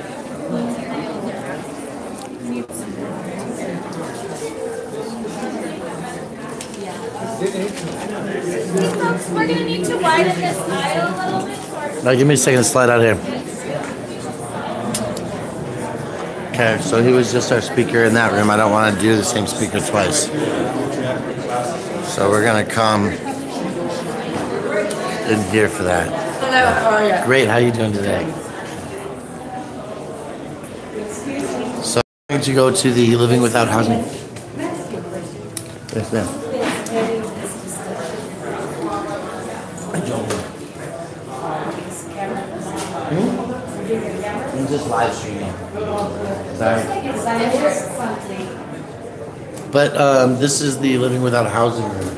Yeah, do you know who the speakers are? I'm taking notes, but No, but we'll make sure that they're announced, huh? Do you know who the speakers are?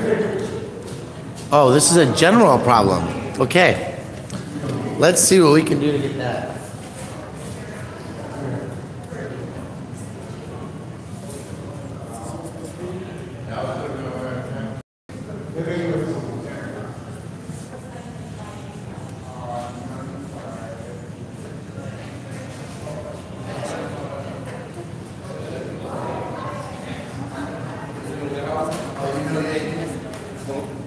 Living without housing?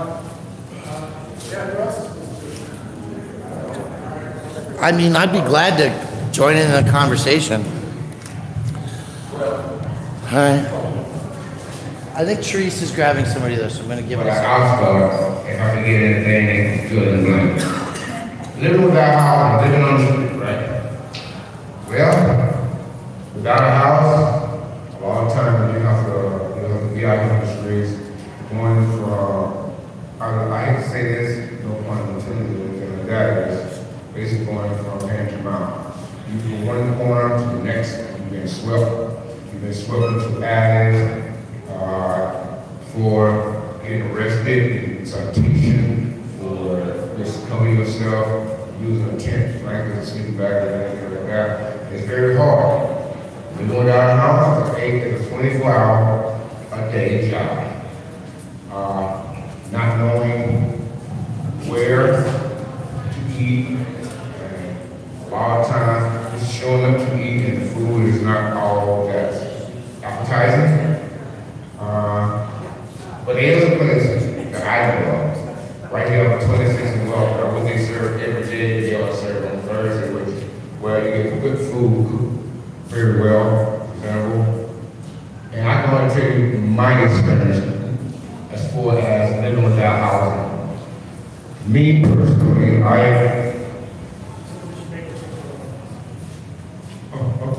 that's good. I was going to tell her without housing and I just want to have a question and answer session. Because I don't want to give you one experience, and that's my experience. But there's a lot of people out there with similar.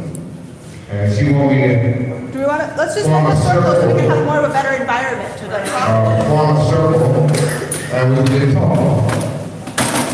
All right.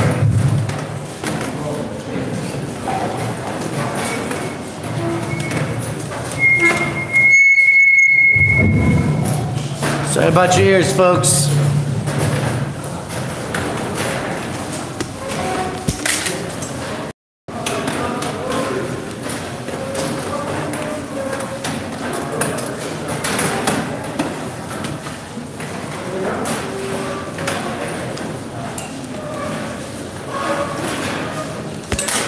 Damn it.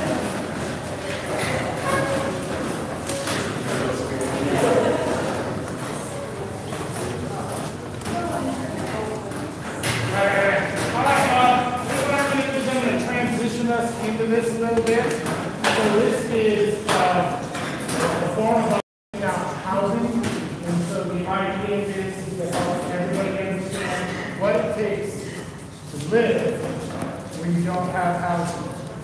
There's several things that you got to consider for stuff outside. You got to know where to find food. You got to know where to eat.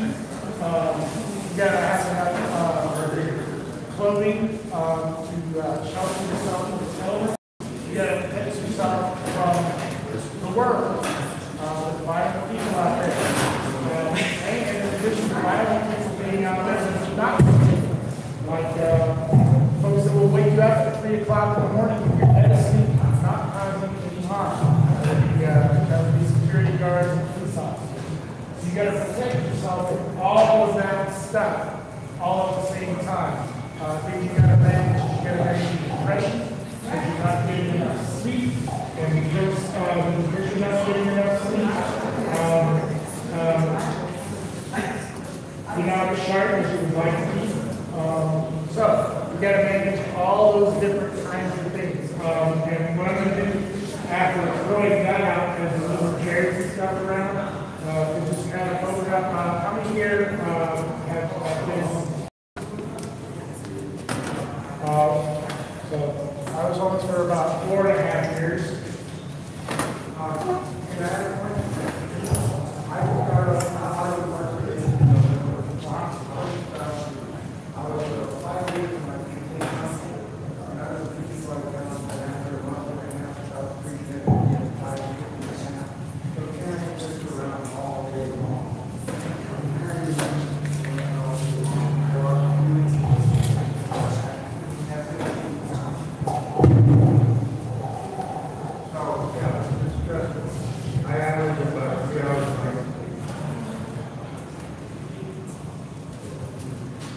I learned to run for time because I'm too tired. You guys know the last time I complained about the light sleep inside? This morning. Last night I had some problems. I had to wake up all night to take care of some Taco Bell that decided it wanted to flush through my system. It interrupted my sleep.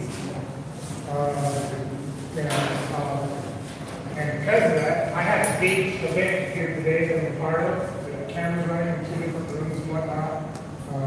People from different parts of the country that I want to talk to will be insightful.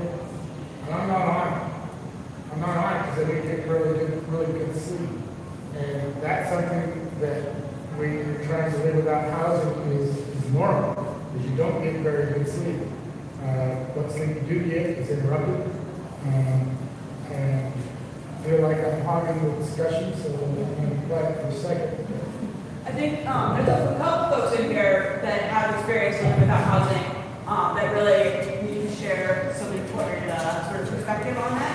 I think one of the key things in this conversation is to look at all the different types of experiences we have, how it affects someone who is a single woman or a single man or someone who has a disability or has kids or so on. And I know that, I'm sorry for your engagement, but you have some experiences that are different because of your having a child with you. I don't know if you want to share some of that. Thank you for having me. My name is Jen. In 2014, me and my family moved out here, and I am a single mother of 2 kids, now currently 13 and 9. And when we first arrived in Colorado, we were moving out here for an economic betterment of our financial situation. I moved out here for a job. Out here, the job, unfortunately, there was supposed to be an invitation between management, and the position was given to somebody else. And that kind of left my family in a scramble to figure out what we were going to do. We planned for everything to make such a huge move. What we didn't plan for was that everything that we had planned for would fall through. We didn't have a last resort option. So they told us, listening to us trying to figure out what we were going to do, go back and be a burden on family or stay here and do this work. She said if you didn't have an immediate plan, if you didn't have an immediate source of help and network, we need to get to Denver. Denver is the cutting edge and the front line of resources and help for anyone experiencing homelessness. So that's what we did. We moved up here. This is the last $300 we had in our pocket. And me and my boyfriend at the time and our 2 kids moved up here without knowing the city, not knowing where to seek shelter or resources. We jumped on the light rail system and rode the light rails through the evening until we ended up in a laundromat where we spent our first evening, our first night in Colorado, trying to stay warm. The next day, we gathered our wits and we started digging into who was offering help, what kind of help they were offering, and where did I stand with two single, me a single mom with 2 kids, where did we fit in? Me and my boyfriend, we're not married, so in the eyes of how resources are being distributed here, we didn't meet the criteria for getting help. And I just, in the last moment to get here, I just had a huge, shocking realization and feeling that I wasn't expecting on the way to come and share my story with you. We stayed at the Samaritan house up the street. And I had a little boy. And because it was just an emergency women's shelter at the time, they didn't want him to stay with me. So my options when we got into town were to split up my family or to be on the street. No one should ever have to make that choice. That shouldn't ever be an option. So we spent the night on the street, and we stayed on the street so that we could stay together as a family. What we quickly found was that we don't meet the criteria. We're able-bodied individuals. We don't have mental illness. We don't have a criminal background. We were ready to work, and we really wanted to figure out how to get out of our situation. But at the time, Denver didn't recognize us as a family. So the family resources that were here, we didn't meet the qualifications for. And it took an entire year. I worked the whole time, an entire year. I actually was asked to leave the Samaritan house because they kept breaking curfew to hold a job. And I understand. If they made an exception for me, they would have to make an exception for everybody. I wasn't upset about it. I was grateful that I had the time that I had with them and that they gave us the stability. Even in the moment that they gave it to us, for as long as they could give it to us. We were literally can't help you. You're one brick away from being stable and on your feet, but yet nobody could guide us and tell us what that looked like. We weren't looking for a hand out, we were looking for a hand up. We were willing to do the work and whatever it took to get off of the streets of our situation with 2 kids. And it just seemed like we continued to fall through the cracks, We got vouchers for hotel stays. Horrific things happened. I fear for my security and my children's security if my boyfriend at the time wasn't there with us.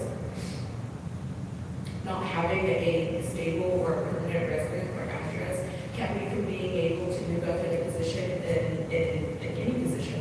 I worked in culinary at the time, so I could find day labor working in culinary.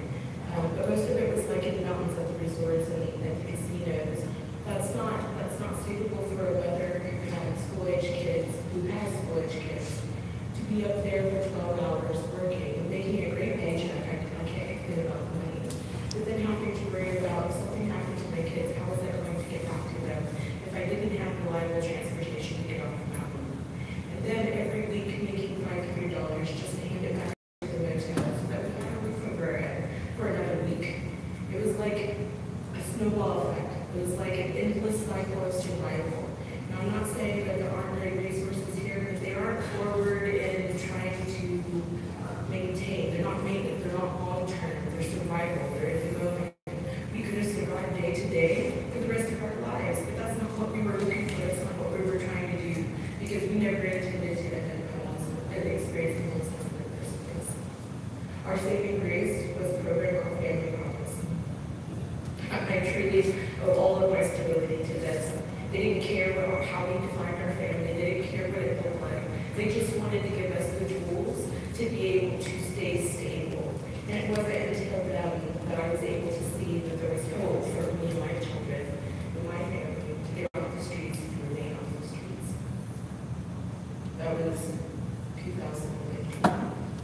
I am a semester away from finishing my associate's degree in computer information systems. My children are thriving in UPS school systems. And now I am just now seeing the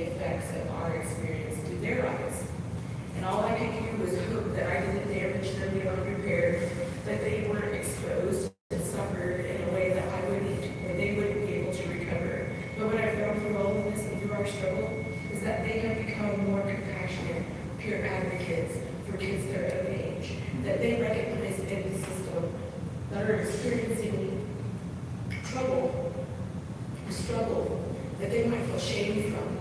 My kids are the first ones to say there's no shame in it. I've been there. They're 9 and 13. And that's why I can sit here today and share my story with all of you. Thank you.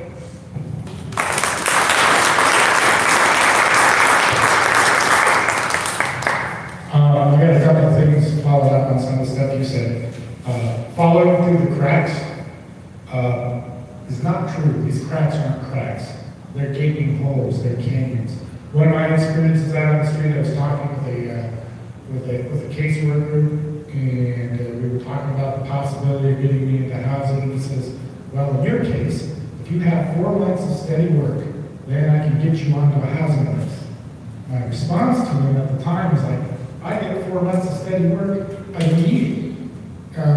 You know, the way they set up the gateways to get help is crazy. The other thing that I wanted to talk about was my transition out of the shelters onto the streets. When I first went homeless, I first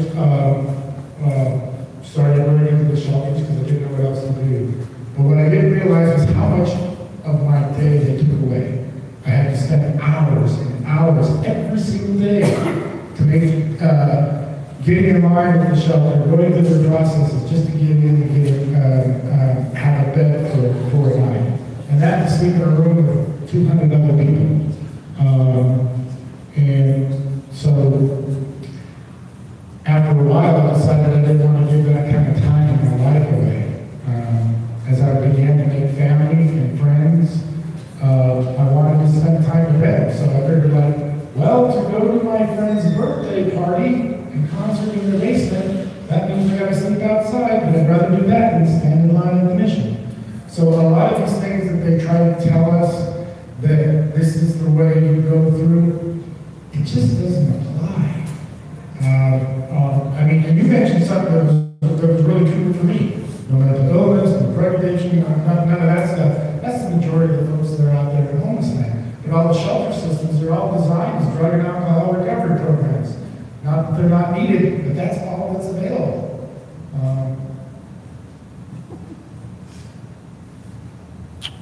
I can tell you how I survived winter vortex. The other folks with experience on the streets that would want to share what you've learned is how to live on the streets, how to live without housing. Hello, I'm Terry. It's real hard for me to get help because, and I slept on the streets 2 nights by myself, but it's real hard for me to get help because I used to have a drug problem. So I had a little family, it's 20 years old. Probably saved my life because of the drugs. But for some reason, you're always treated differently. You're also treated like an addict. It's always they treat you badly when you're clean and sober, and then when you're using drugs, it seems like they don't know.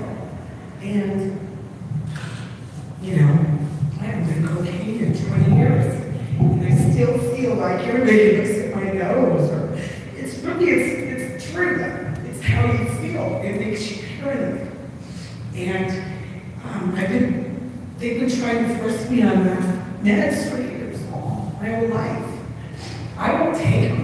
And I'm so glad I never did, and they're still trying to push them on me. I'm so glad I never took them because now I see my friends that took these meds 30 years ago. And they're walking around talking in the air. And this is terrible. You know, with the marijuana, it helps me with anxiety. I'd rather do that than psych meds. That in a sense, you kind of get treated that way. As far as the housing part goes, I've been on lists for years and years, and every time I go back in thinking it's close because they have all these units available, they say you never apply.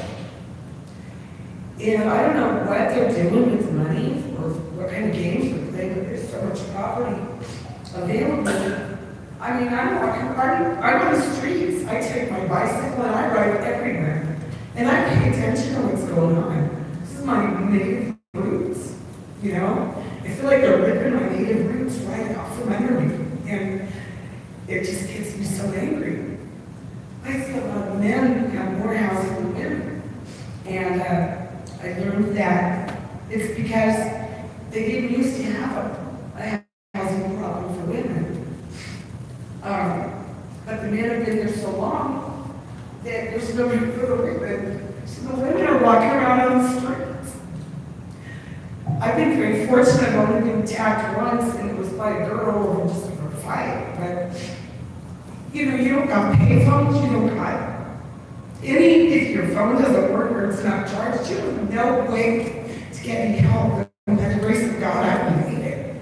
And I know it's God that keeps me going. I know that. I know God protects me. I know God shows me things.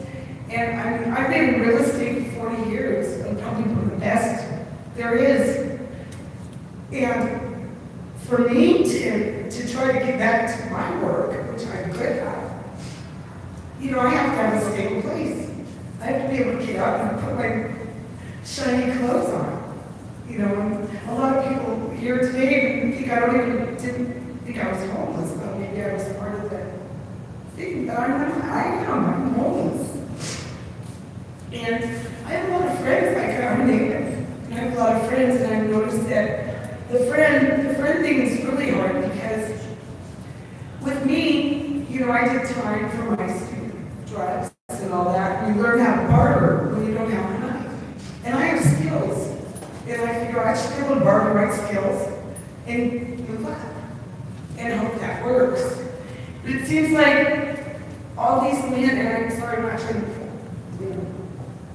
say it's men, because the only ones I've seen are the men, but it seems like these men in these places, they give these checks, all they do with that check is all day long, every day. So part of my job. Sorry, we are out of time. Okay. So we have to go back to one other person that wanted to share. Yeah, we have to wrap up. Sorry. Thank you. Yeah, I wants to say something too. So my name is Brian Mullen, and I'm an alumni of the MSU Denver at the area campus. And while not a traditional student, I experienced homelessness several times. As a student, one of the things that you have to remember is that tuition has to be paid to in order to attend classes. If you're on some kind of monthly payment plan or whatever, most of us are just one situation away. Maybe sometimes that situation might be a final or a major test or a paper coming up that you skip hours or you just slide through. But the most interesting thing happened to me actually is while I was just weeks away from graduation, our landlord notified us that we had paid houses for final completion. And so we thought we had an extra month to graduate to move out. And living in the city, the vehicle situation, that's how I got found in that time. And whether it's being on the street, camping somewhere like Jerry or here's 27 around, whether it's sleeping in your car, if you don't have a facility where it's a consistent roof, there's a lot of other things that you don't think about, like how comfortable it is to wake up and go to the bathroom down the hallway instead of 7 blocks or whatever, so there's a humane place, right, to do that. And there's a lot of things you don't think about. If you're trying to save up to get that deposit, right, because you have to have that first and last month's rent. Paying for food, if you don't have a place to cook it, can be really difficult, right? And that's an expense. You're either eating garbage, or if you want to eat something that's healthy and good for you, so you have that nutrition to get us sleep and to battle all those things and stay healthy. Yeah, it's virtually impossible. So there's a lot of these varying experiences. And I say that I received the only award given to the Latino community, like to one student honored. Right, so it's the Espiritu de Alzan award winner from my graduating class, and that was while living in, finishing my year or my degree. So there's a lot of variety of these experiences, but I think the one most common denominator is that when people want to climb up, the actual like stepping stools, if you're not like just trying to live and just like not die today, the stepping stools are the hardest things to get your hands on. That's all I got. Yeah.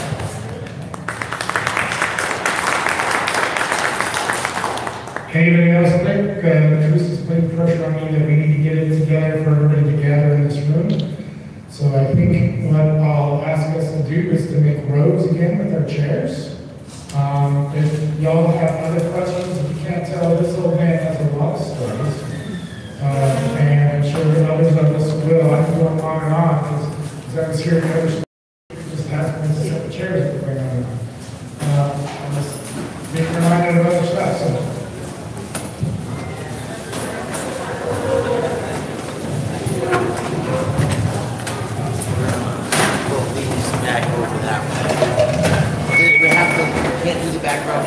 A fire hazard if we do it. So we've got to leave about this much space for the first row here.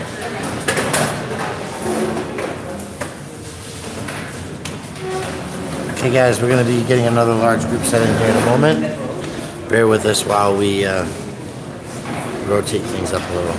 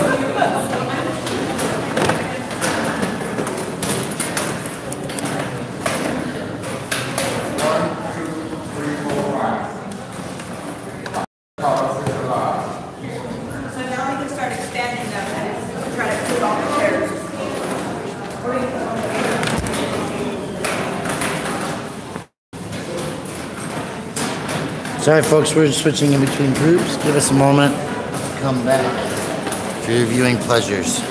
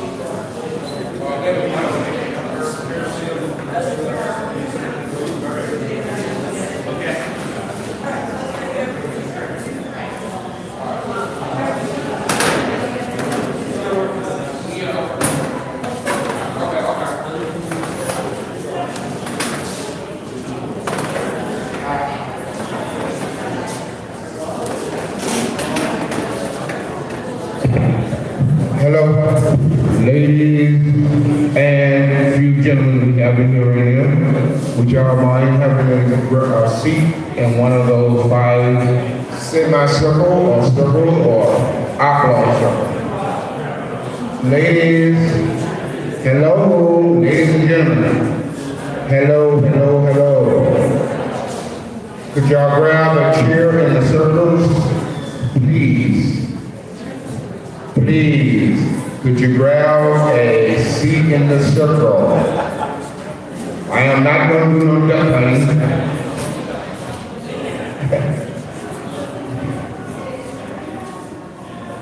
I don't think they hear me on that. I think it's going to be got in the room. All right. As you come in, will you please have a seat in one of the 5 circles, please?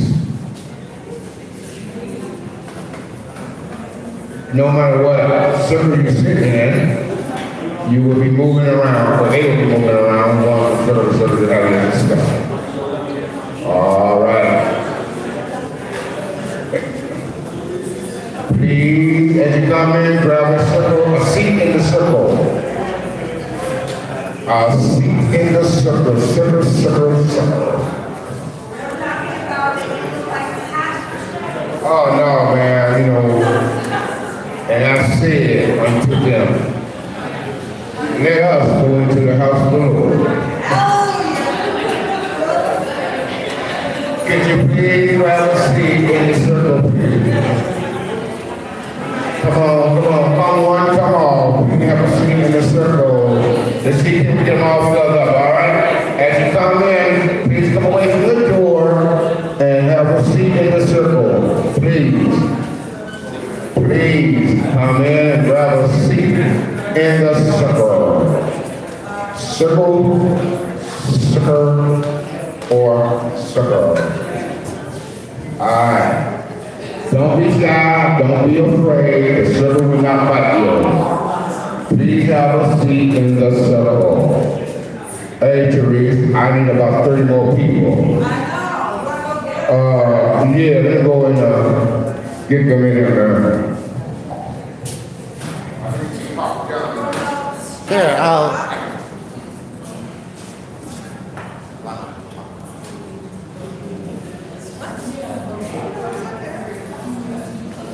let people meet and hang out, right?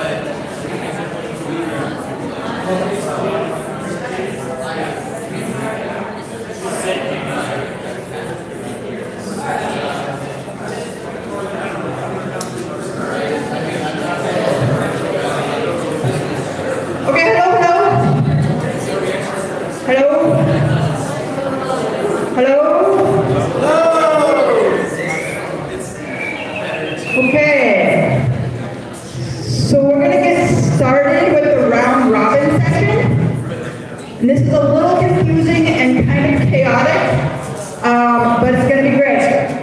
The chance here is that because we're in smaller groups, you have more of an opportunity to hear from each person and have more discussion. So the presenters will be going from group to group. I took over your job, Jerry, sorry.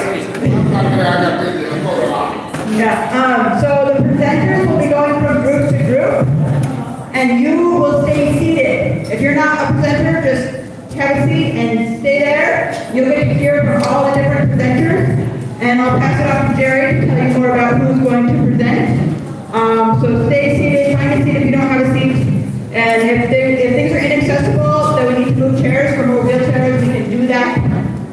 Yeah. Jerry. Ladies and gentlemen. Thank you. Ladies and gentlemen, I can't read now. No, this is not a summit to learn some cool stuff. Then sit back and do nothing. This is a time to ignite your fight for housing and get plugged into work happening over the next 4 months. Now we are going to do round robin style action now. There will be 5 groups sharing about fight for housing, rights happening right now that you can be part of. You will find a circle and sit. Oh, no, I can sit. Y'all grown people. Oh, y'all did sit in. Now you will find a circle and you will sit in it. The presenter will go from circle to circle and share about the work and why, and discuss it for about 10 minutes. Okay, all right. Well, anyway, here are the fighters you will hear from. DHO, Denver Homeless Outloud, Denver Right to Survive Initiative. 95, Writers, no, my bad. Renter Rights Bill, CDC, Building Low and No Income Housing, and GES, Coalition Community Empowered Land Trust. Queen City Co-op, Capital Workers, Co-op Housing, and Hospitality Housing. All right, where are the presenters? All right, well, I got two, I don't see one over in that circle. Is anybody over in that circle presenting? This circle? We're missing Trey. There's a, Okay. I spotted Trey coming down. I know where Trey is. Trey's right over here in the middle part. Go back through this hole here. Oh.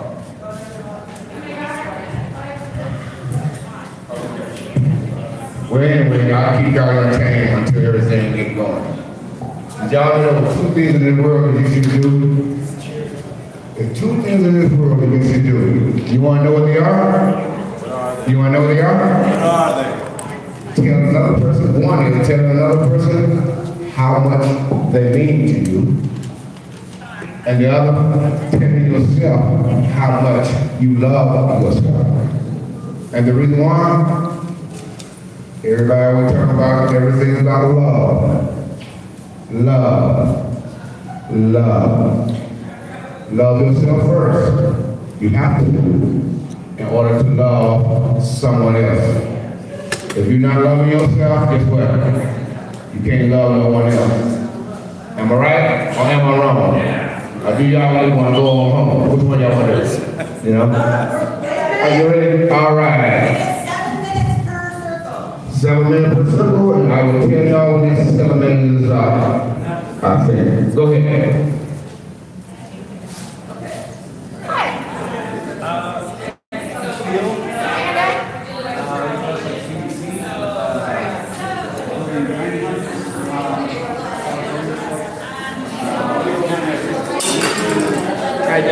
Tried to form so that we could create like a rapid and cheap response to lack of housing.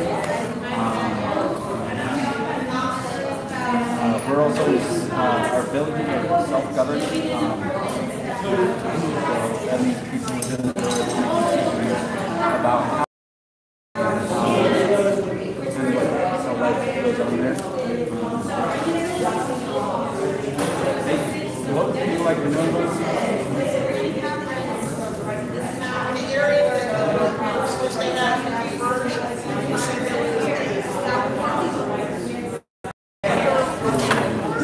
What?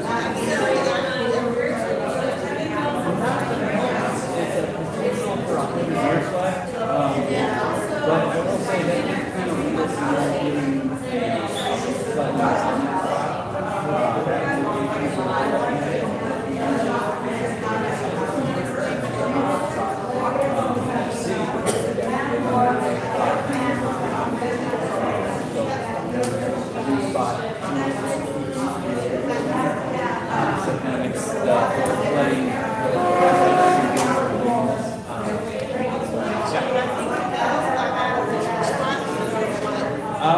so most of the flood issue right there was actually the flow path. The things that you have to do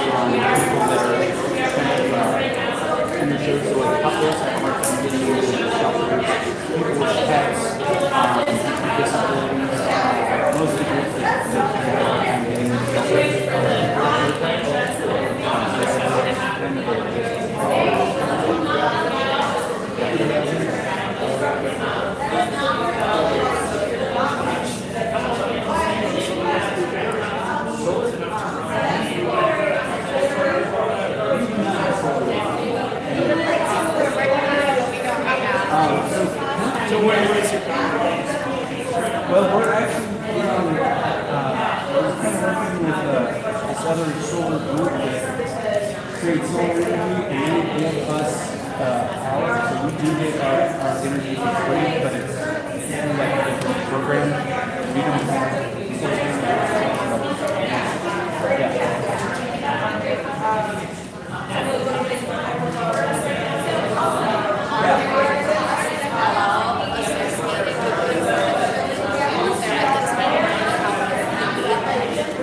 We do not have timelines for how long people can handle it.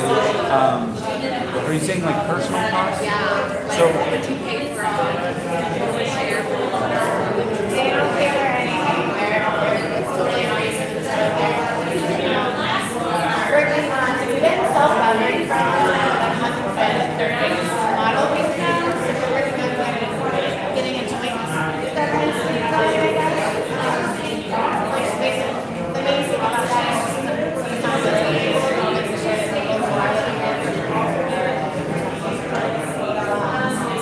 And are you basing some of that off of the models in Seattle? Because I know when the village first opened, they were looking at some of those models for the self-governance.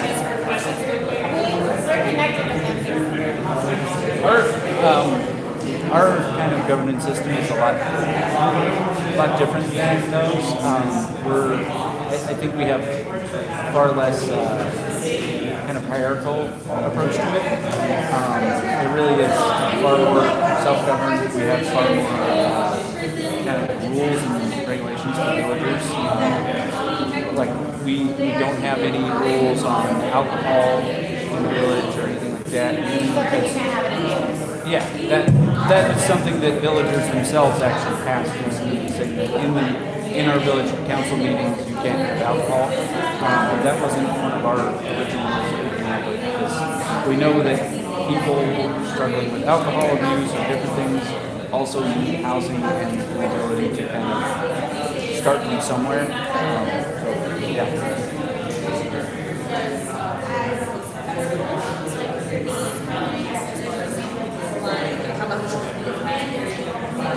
None right now, but yeah, we're building 4 more houses. And can people sign up for the build next week on the website? They can. It would actually. So I do a lot of the volunteer coordination and stuff around that, and I try to kind of keep the volunteer groups relatively low compared to just having like a massive amount of people show up at once.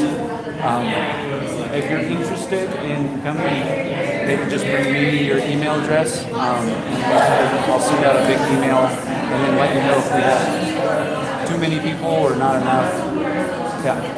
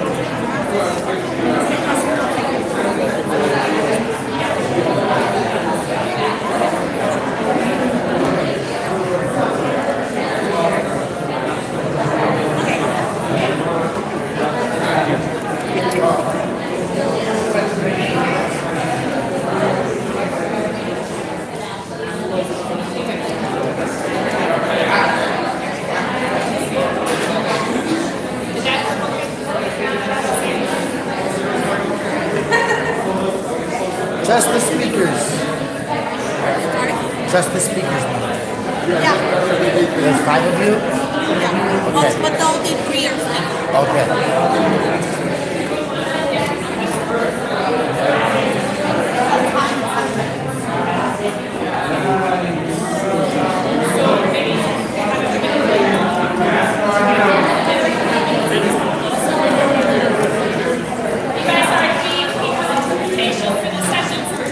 Just so you know, you're right in front of the camera, and it might not be the part that you want in front of the camera.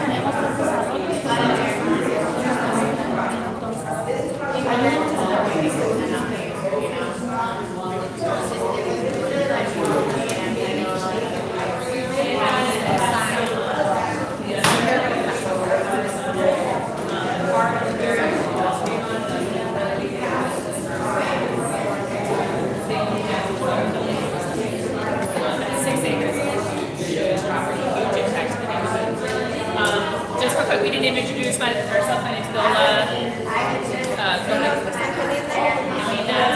Angelina, Elizabeth, Maria. Candy, part of the coalition as well as a community experience and helping out communities as well. So we just to say a little bit more about the community land trust itself.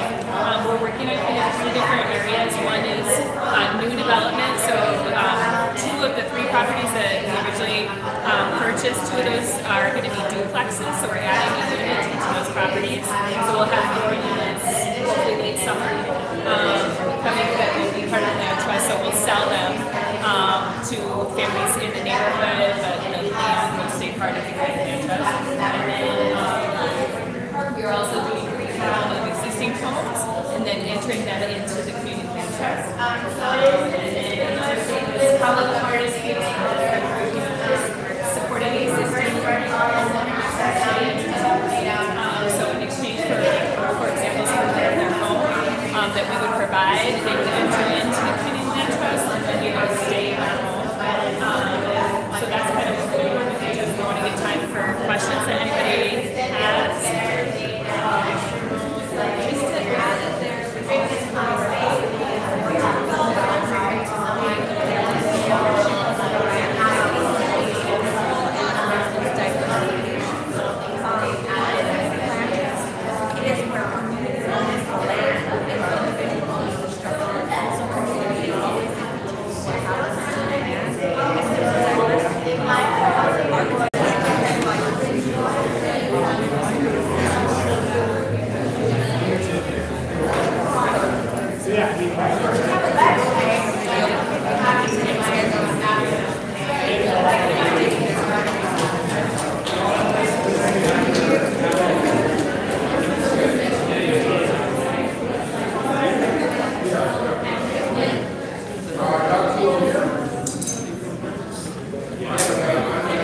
Okay, guys, so just a friendly reminder, if you were in another group and you moved, you may hear the same speaker.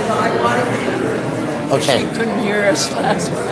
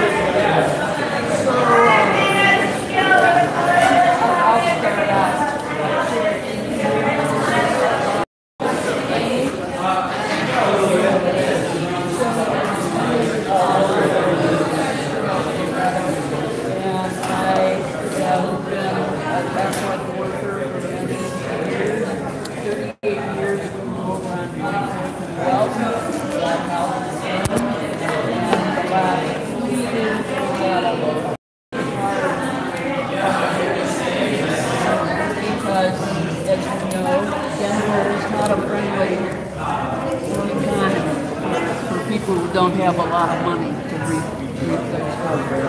so the Catholic worker houses does things a little differently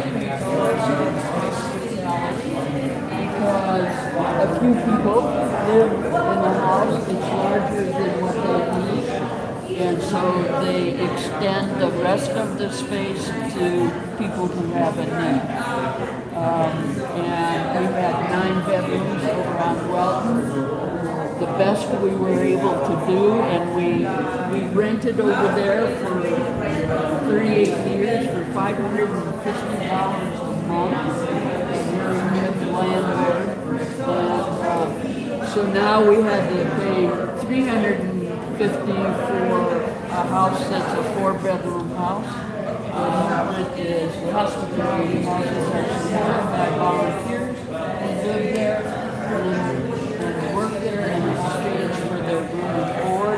this particular house is not large enough to really allow for a live-in worker. So we have a kind of new model now with 2 former guests who are anchoring that house, and I live next door.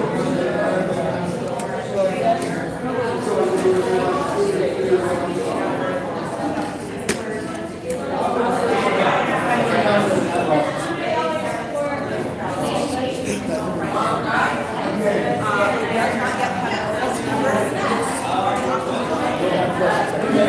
We've talked about that many times, guys. I don't think there's anything against this thing. I don't know if it's like trying to do Something.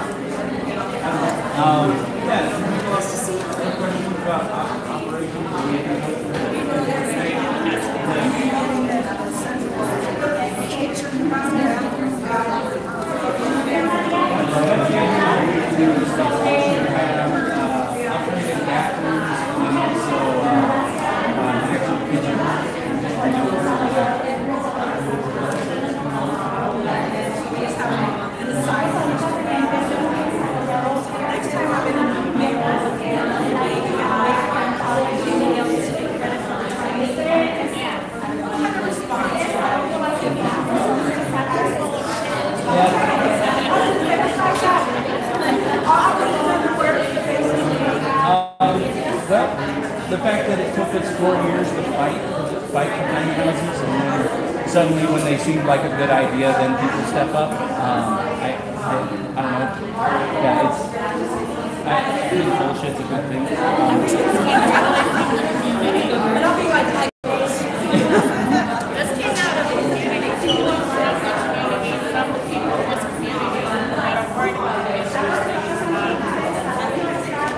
We've had a lot of times where we struggle to like kind of fight for this. Enough that I think the one time the mayor showed up during the bill, we said that he's not allowed to bring cameras or anything like that. And I'm pretty sure he got berated by all of the people moving in there. So yeah. And he still took a photo and posted it, patting his own back. Yeah.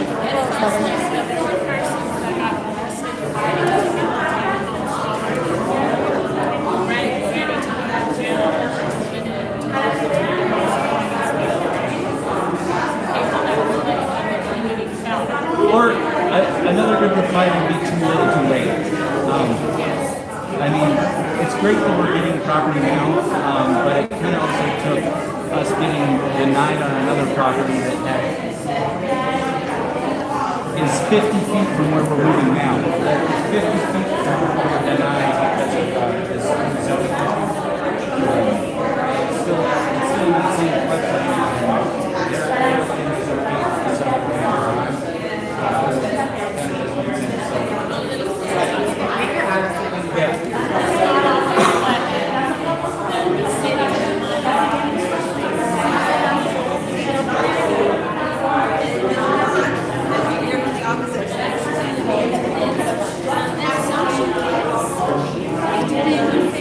We're literally the only state that has something like this. A lot of other cities have the opposite.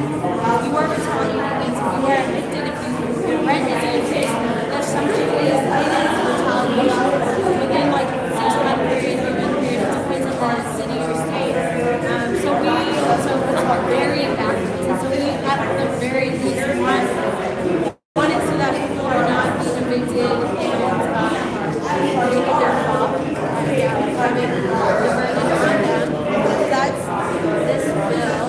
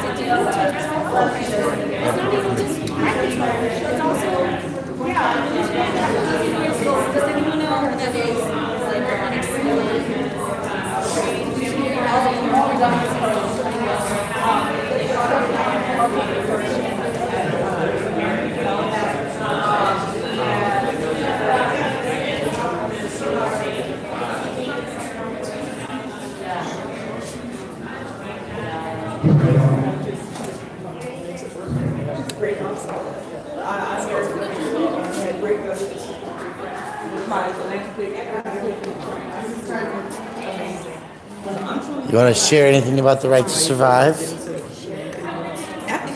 We're gonna win. Win. Win. Yeah. So I am West Coast trying to work what lots of support and good health money and good employment with you, which is coming together out in the streets. Good. Have to deserve it. And the government can't afford to subsidize that. They can do it. They just choose not to. They choose not to. Right. We can all spend less money on our health insurance and everything. I would pay. You would also spend less money on your health insurance if there wasn't so much poison in your food. Yeah, that's probably another good point. Fighting. But I would pay more money. Yeah. Everybody had to buy all the drugs they have to buy. Yes. Yeah. Yeah. I paid for my health care. My husband, $146 just found a type of toothpaste that doesn't have fluoride in it. So I've been using that for about a month. I have a dentist appointment at the end of February. We'll see what they say. $2,400 deductible. And I still need to pay like $80 a day for my medications. I get like 10 a month. Wait, so 800, that's it? I'm a former insurance agent. That's the same. That's the same. This, ladies and gentlemen, is Caitlin from Wheelchair Sports Camps. Caitlin's running for mayor currently. I'm not spreading the word. Where are they in the program? 5 o'clock's closing time. So they still at it? We got 45 minutes left, roughly, 50. Oh, okay. Well, they look like they're in small groups. So yes, these small groups will keep rotating. There's 5 of them, so 5 rounds, 35 minutes, and then a half-hour closer. Oh. And then there's a gathering. We're going to 27th and Arapahoe for a memorial, and then there's after hours. Oh, okay. 27th and Arapahoe. It's after hours, same places? Yes, it's right across the street. So what's the college name? I don't remember. I'm going to write it down. Yeah. Yeah, that's the after hours. And let me try to remember where. Do you remember the name of the place that we're going to after this? There's a happy hour at 5 o'clock. No clue. If you find out, let me know. Jerry, where are we going at 5? Down to 27th and Arapahoe. And then what's after that? Then after that, we was kind of the same thing. But get Savoy. What is it called? Savoy. The Savoy, thank you. The Savoy. Okay. The Savoy, ma'am. The Savoy. Yes, so that'll be at roughly 5 o'clock across the street. So we camped on Martin Luther King weekend at 27th and Arapahoe. That's where Jerry lives currently on the corner. Oh, yeah. And so the Savoy's right there, so we're having a gathering there afterwards. Absolutely. Yes. You look very familiar as well. Are you on the Sheriff's Advisory Board? I'm not, but I am the campaign manager for Chairman Sekou for mayor. So maybe you see me around, Jesse. You hanging around the breakfast delivery on Sunday morning, the grocery drop off? I know that it exists. I haven't been out there to help you, but Chairman Sekou has. Yeah. No. I'm the guy that hauls the food out of the grocery store into the truck, and then out of the truck into the carts and into the building. Oh my God. Yeah, it's a small world. I'm Brian. Barbara, it's a pleasure to meet you. Nice to meet you too. Thanks. Thank you. So has Jesse spoken?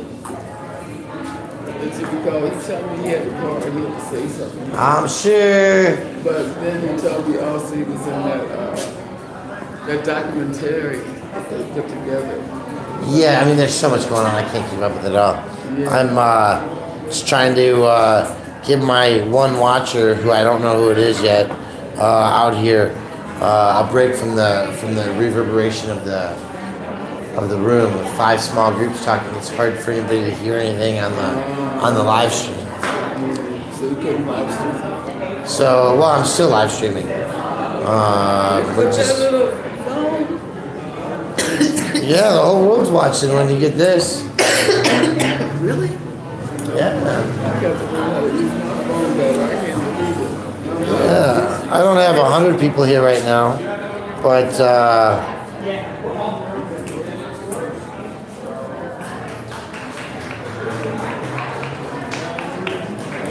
yeah, we're trying to document some of this up and enjoy it. So Yeah, this is great. I think they have an art exhibit on the other side. yeah, the whole thing's an art museum. Yeah, I think it's... Enjoy.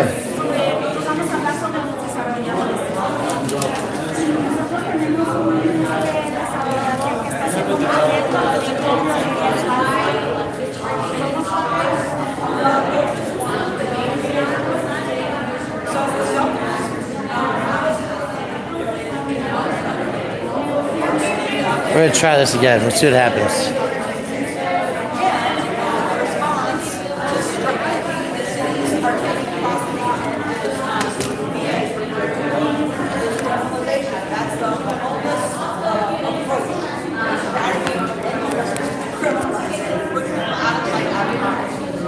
It's not working, and that happens to a few different laws. There's a lot of laws.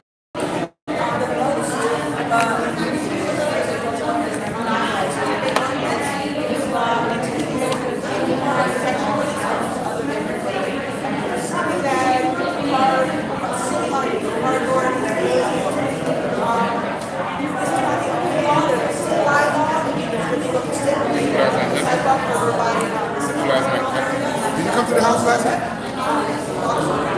No, I ran security up in Fort Collins yesterday for an event, so I got on the bus. I got home and went to bed.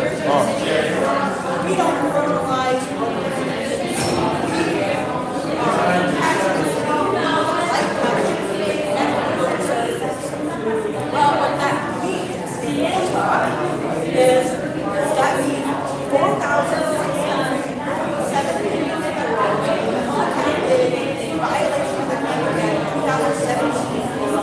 That means a cop with a gun walking up to you guys and back outside saying you're violating the law, you have to use it. And what that means, the aftermath of that is that individuals end up not moving into shelters, but moving down by over to alleys, places where there are less accessible, less safe, broken apartment buildings, and so on and so forth. So the aftermath of this is ordinary safety effects on those who are homeless. So in all of this reality, let's then jump into what is the right to survive in the community. Well, overturns those laws by reclaiming the rights. Every civil rights, human rights fight to advocate for rights in one country. That means that you have this law for the Survival Act. This rights-based approach overturns laws like the federal law, as a criminalized city, laying down. This is a very having practiced their property.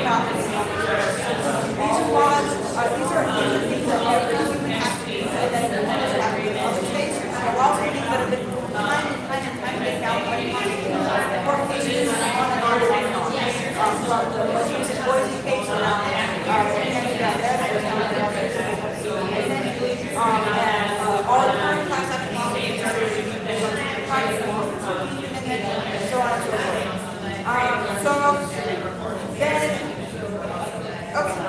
Then what is the solution not to it? We have heard a lot of lies, a lot of scare tactics from the opposition about what the solution does.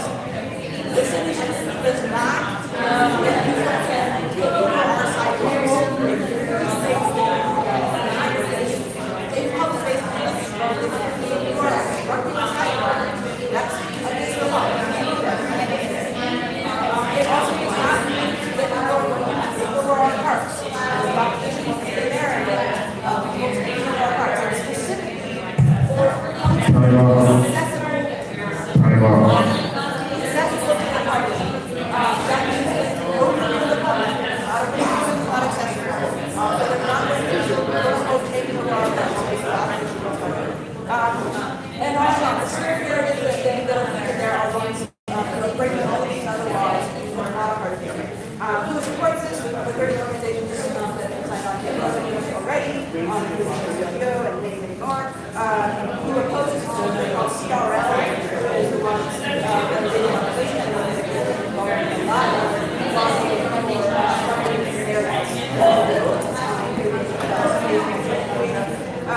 they are going to together Denver, so see that's up to them. And then we have already, so how do we get involved? Some volunteer, going out and calls and so on. And also, really much time. You're going to have to be out there for a living.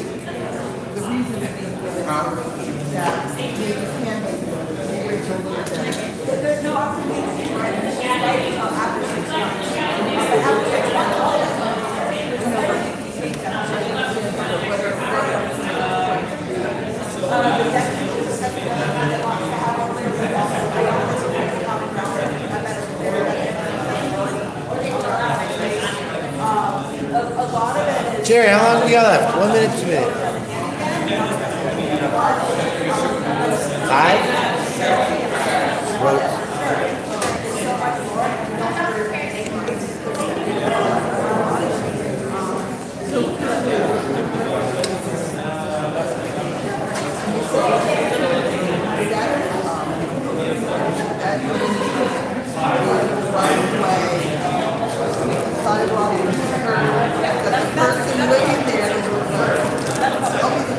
Devil's advocate. I live in a place. I'm required to keep it free of trash, free of drugs, free of all these things. So the onus is on me. But if I'm also being told that one end, you have no control to keep something or using it, that they can't be there, then you end up potentially as a regular homeowner being responsible for things that you cannot have any say in. That might be somehow fixed or clarified. Right.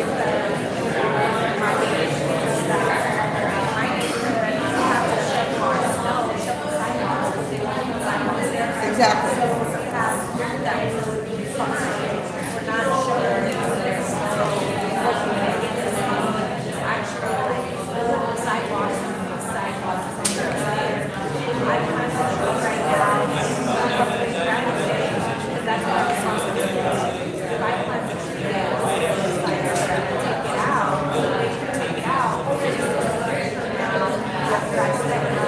And charge you to have it cut down.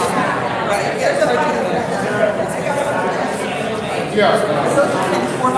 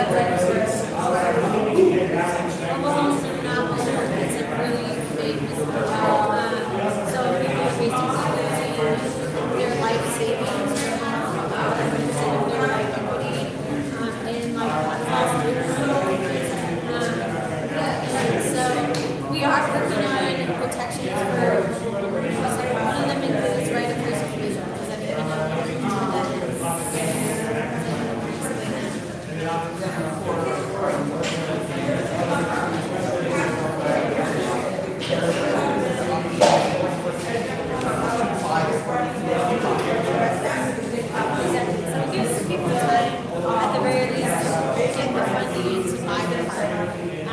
And there are a lot of financial resources right now. Colorado has 2017 to buy parks. Right now, parks are being bought, so we didn't talk about it.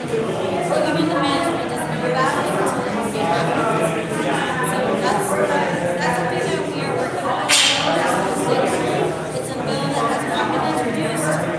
I don't really know what it's going to look like right now. If anyone looks at the sponsors are probably going to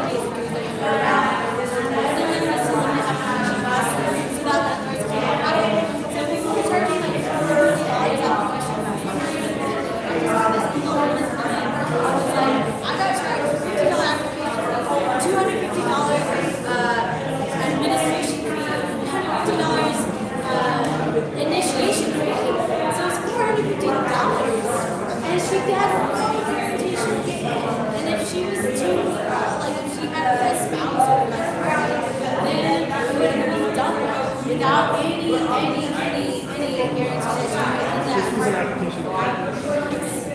all of this is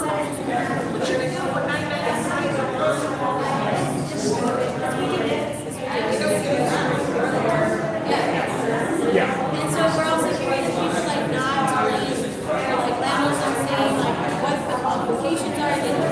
So one of the most extreme cases that I heard was this woman who went in with a dad when she's like transitioning. She paid like $5,600 in application fee before she got an apartment. And not even because it's really expensive, because she never got a contract. It was just what the qualifications were. So she was just paying for it.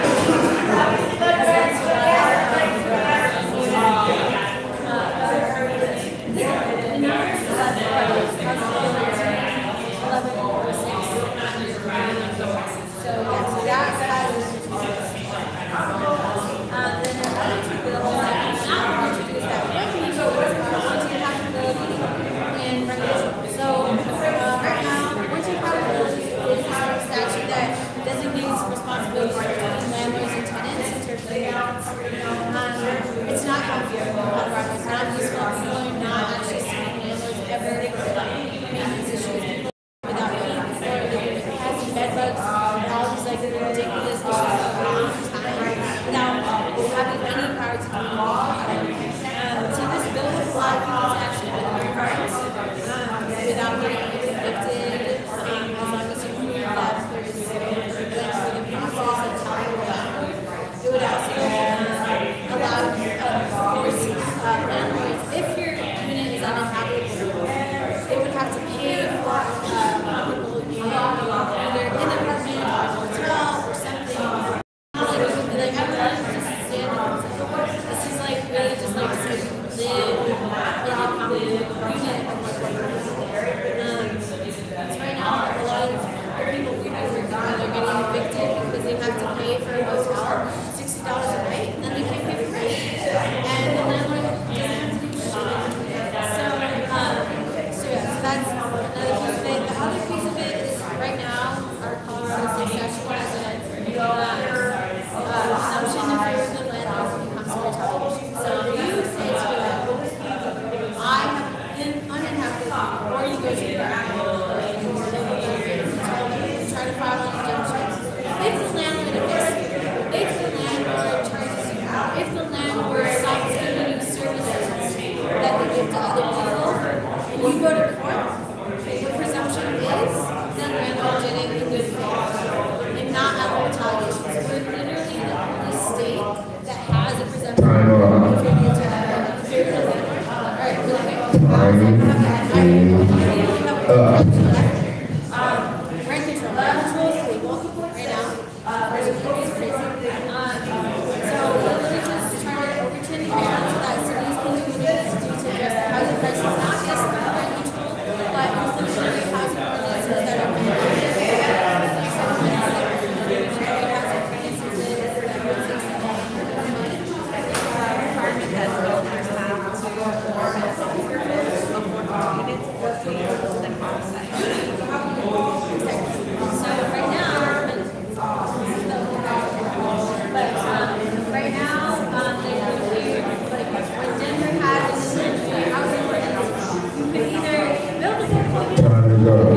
Hey, is that a 4:30 at one call?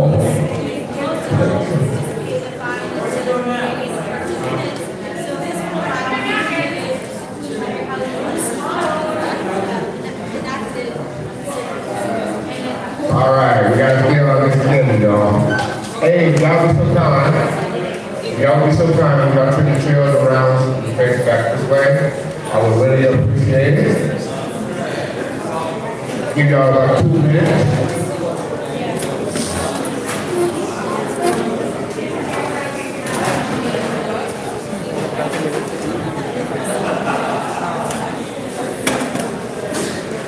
Yeah, I got my chicken there.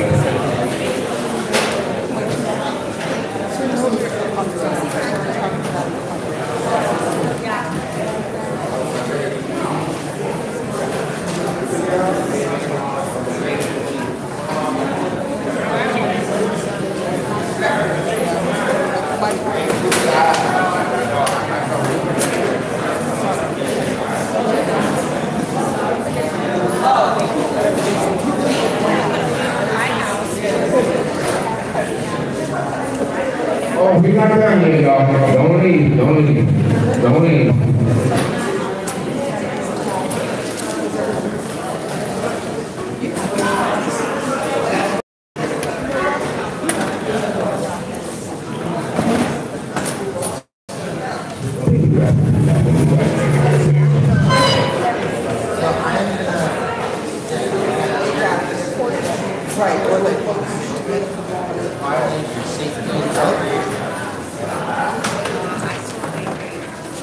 Every time we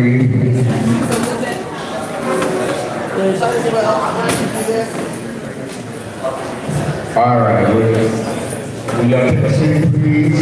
Face me. Hello. Can I get your undivided attention? That is a quietness, please. Please.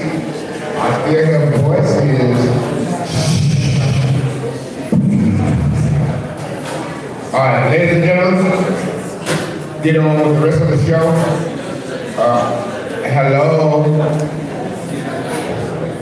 Hey. Don't make me angry. You won't like me about that. Hey, if you can hear me, clap once. If you can hear me, clap twice. Can we give some attention, please? Thank you. Yeah, thank you very much. I'm already doing out of 45. But anyway, ladies and gentlemen, thank you for enjoying this song with us. I know y'all been here all day. It's going to fail. But anyway, what we're going to do, we're not done yet. There's still work to do. We got to fight to fight. And we got to fight for our rights. The Right to Housing Summit is about uniting. It's about educating and organizing to fight for the right to housing and survival. It is time to hear from the community. I really don't want to listen to y'all, but since y'all listen to me all day, I got no sympathy, I guess. But anyway, it is a right here. It's about what is happening right away in this fight. That we should all be a part of. If you have an announcement, you keep the help alive, or upcoming action, work happening to further this fight, you can come over here and make a line to speak. Please be brief and to have time for other pressing announcements. Anybody got anything they want to say? So I can go and talk to my lawyer? All right, go ahead.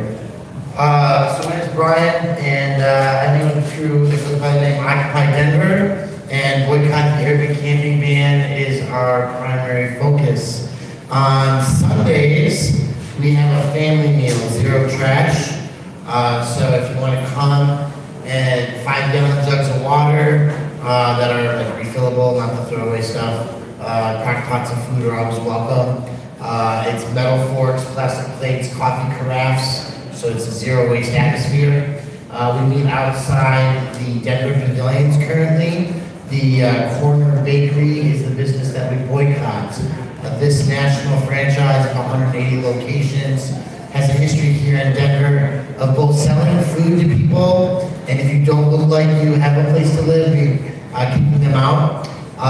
They also very recently had signs for hiring positions, but if you didn't own a cell phone, you were not qualified to work for them. So these kind of conditions, people are trying to buy food so they can have a place to go to the bathroom, or get a job. These are parts of corporate responsibility that we educate both tourists and locals about. So come join us currently every Sunday morning, 9:30 to 11:30. Again, that's outside the Corner Bakery at the Denver Pavilion, 16th Street Mall. Right on, let's go there. Hey everybody, I am Rosanna Frechette, founder of Denver Artists for Rent Control and Attainable Space for All.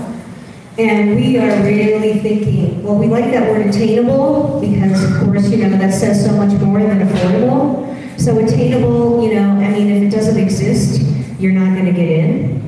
If you have had trumped up eviction charges that have ruined your leasing prospects, it doesn't matter if it's affordable, you're not going to get in. And of course, we all know the word affordable is a sliding scale. So if you're not fitting that sliding scale, then you're not attaining that space. So we believe in attainable space for all, in which to live, work, create, express, and gather. And we believe that it will be a humanitarian collection of legislators at the City Council and State Congress that will help us with this, by people being people that care about people. So we like the words humanitarian administration, and we've decided to have an event on Sunday, April 7th, from 2 to 4 in the afternoon. It is all ages and free at the Mercury Cafe at 22nd in California. Talk about holding ground. They're holding ground. Lots of property owners in this town are totally doing the right thing for people. But anyway, the event is this: badass humanitarians for Denver City Council. And so we will be having a discussion that will cover housing issues, attainable space issues, and just exactly what it means to any one of those that we've identified, Candy C. Baca being one of them, that will be present. And there are many. Veronica Borello is here today. She's invited. Okay, so there will be many. So please come to that, and you can do a Q&A, and you can help us out with that dialogue. Just really, let's lift the bar some. Let's raise the vibration and be humanitarians for all. Thank you. I got to put a announcement real quick. That's why I need to come up later. Today, once we leave here, we are having down on the corner of 27th and around 3 blocks from here. We are going to walk down that way. We want to even drive, be down there. There's a little house boy, we got a little something else going on. I can't tell you. You have to come to see.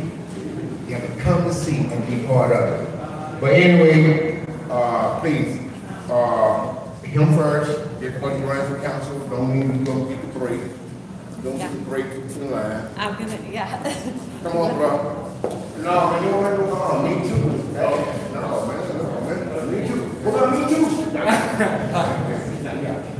Hi, I'm Paul Bindle. I'm with Queen City Cooperative. How many of you had a juicy email that you wrote to a former boss, or a letter that you wrote to an ex-lover, or maybe a letter you wrote to someone who left you, like who died?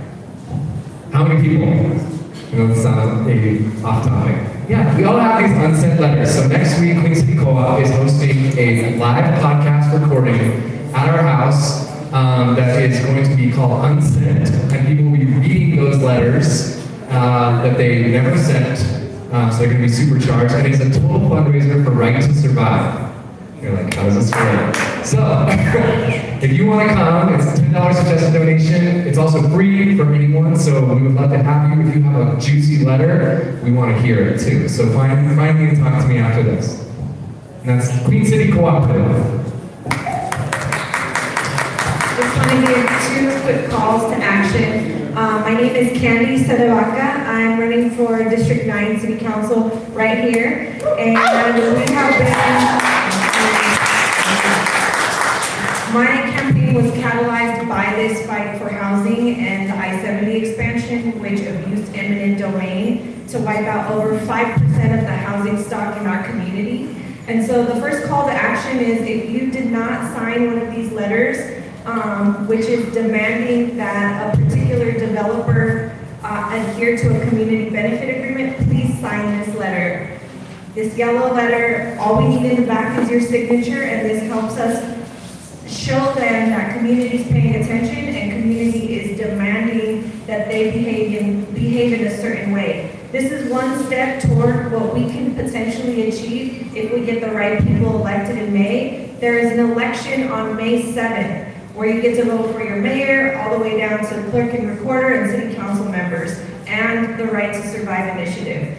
This can be embedded into city policy if we had legislators who said development projects should have community benefit agreements that adhere to X, Y, and Z.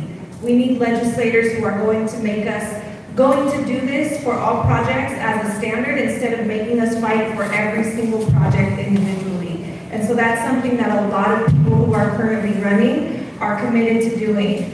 We have the historic amount of people running for city council right now and for the mayor's seat. And that is because of the issues that we've talked about here today. And so what we need to make sure we're doing is showing up for ourselves to support those candidates. Many of the candidates running are grassroots candidates who are not going to be able to raise the amount of money that the incumbents will be able to raise. And so what we need to do with people, what they do with money. We have to count on ourselves and our neighbors to carry this message of justice and housing far and wide, and it's all of our responsibility. So make sure that if you don't know who's running in your city council district, that you go home tonight and go to Denver Gov and search for municipal elections so that you can know who's running to represent you and where they stand on the issues that we've been talking about today. So thank you, participate, show up for yourselves, May 7th, ballots drop on April 15th, and every person in this room can pick up and drop off 10 ballots. So help your neighbors out. Thank you.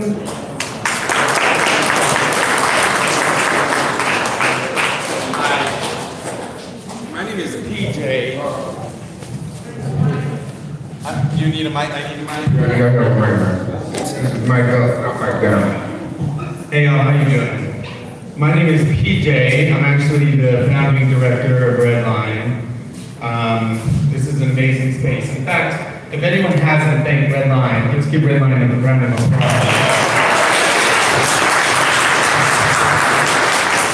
Redline and the Savoy are the only 2 private institutions that are allowing people to sleep safely in their margins. This morning I learned a woman showed me how to pee efficiently in alleys because women are not allowed to pee in public. And by the way, if a man pees 3 times and is caught, he becomes a sex offender, and he's on a sex offender list for 15 years. We are in a battle of epic proportion with the current mayor of Denver, who thinks that we're farming the homeless.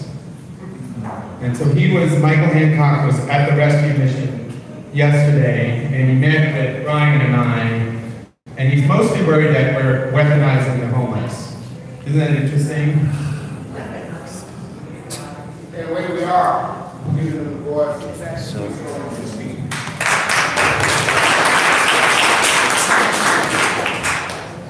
I'm going to camp outside with Gary Burton for the next 2 weeks, 3 weeks, 4 weeks, 5 weeks until the suite's end, and we want you to join us. We're going to be sleeping on 2700 Arapahoe Street every day until the camping day ends. Or we go to jail.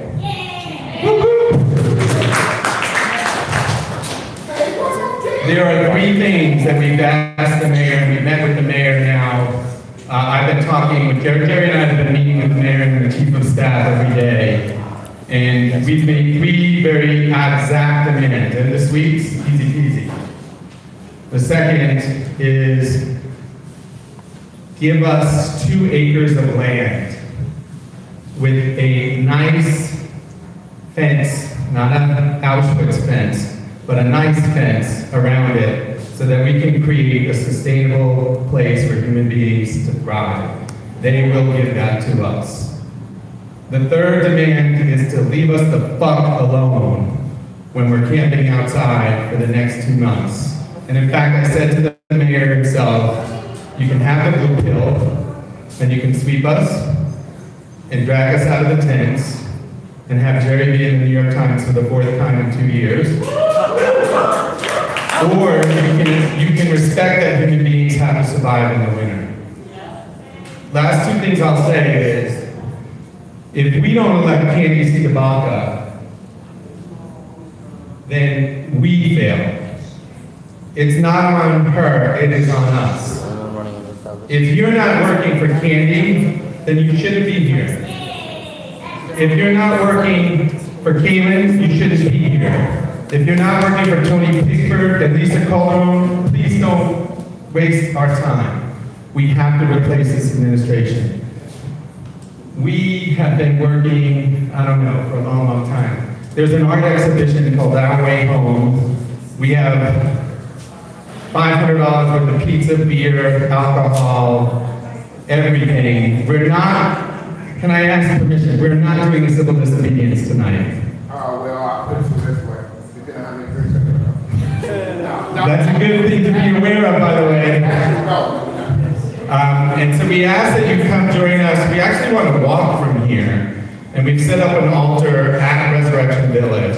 Vincent Harding was Martin Luther King's speechwriter. He did write in the city. He wrote the Poor People's Campaign speech. The Resurrection Village that was built on Washington Mall was conceptualized by Vincent Harding, who lived here. He passed away 2 years ago. So I see y'all on social media. Text all your friends. We have so much beer, so much wine, and so much art up the street. And that party's going to go till 9, and then it has to end, because otherwise you're going to meet. So there's probably 100 police around here right now. Cut it. All right, I'm done. Thank you. All right, thank you. Well, I can't work for you because he don't pay. I can't work for CCD because he don't pay. That's my son guy. Now, come on, Caitlin. Robert first. My bad. My name is Robert Fisher, and I am running for councilman at large. I am running for councilman at large because I am displaced and I live in my car. Since 2011, I've been displaced twice from senior housing. One because of mold and toxic residue from meth being cooked on the walls, caught a rare skin condition.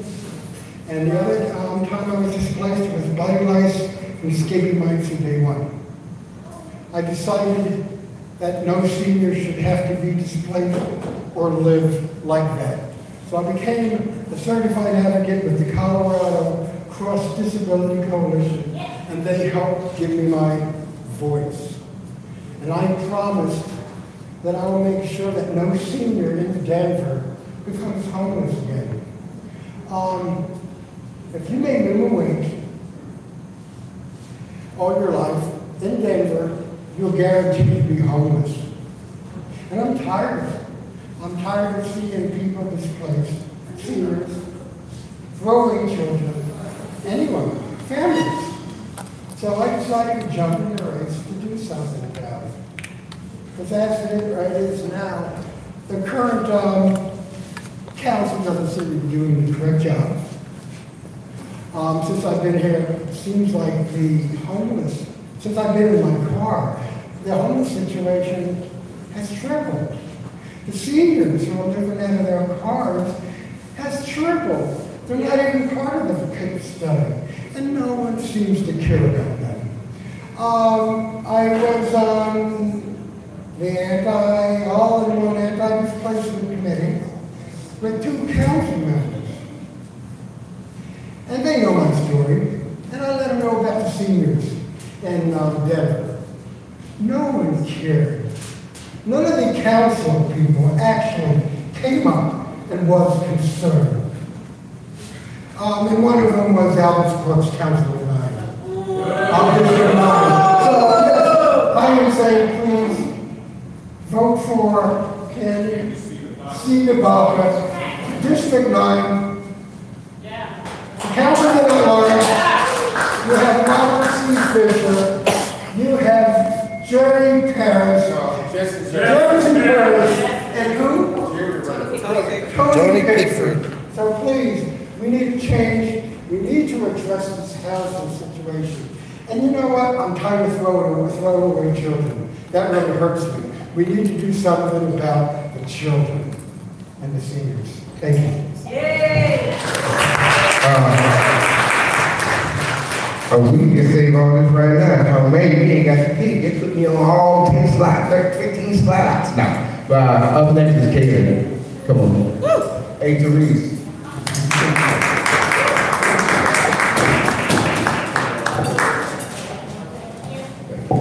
Hi, I'm Kaylin. I'm the tiny house mayor. I'm the only one sitting for mayor. And we are a bunch of scrappy DIY artists that are trying to get more people engaged in conversations, engaged in this political process. We're learning so much. It's such a lot of work, and there's so much money floating around to fight issues instead of solve them.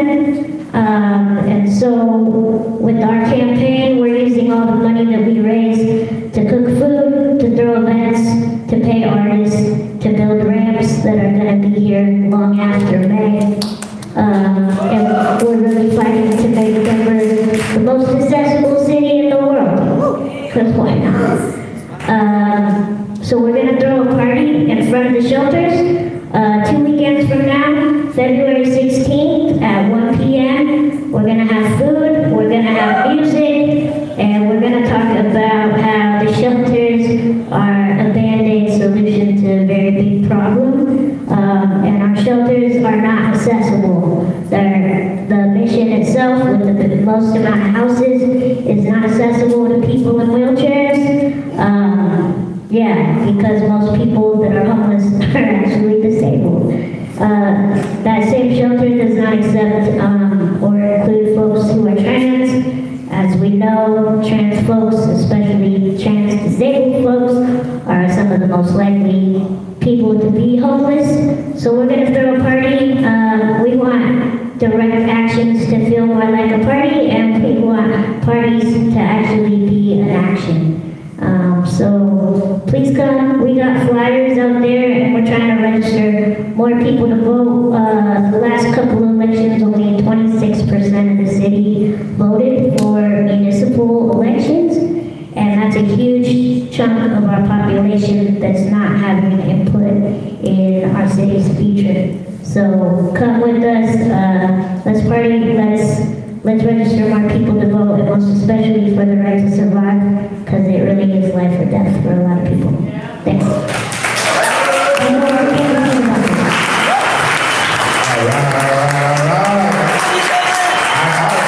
Boy, I feel like going to church right now. How about y'all?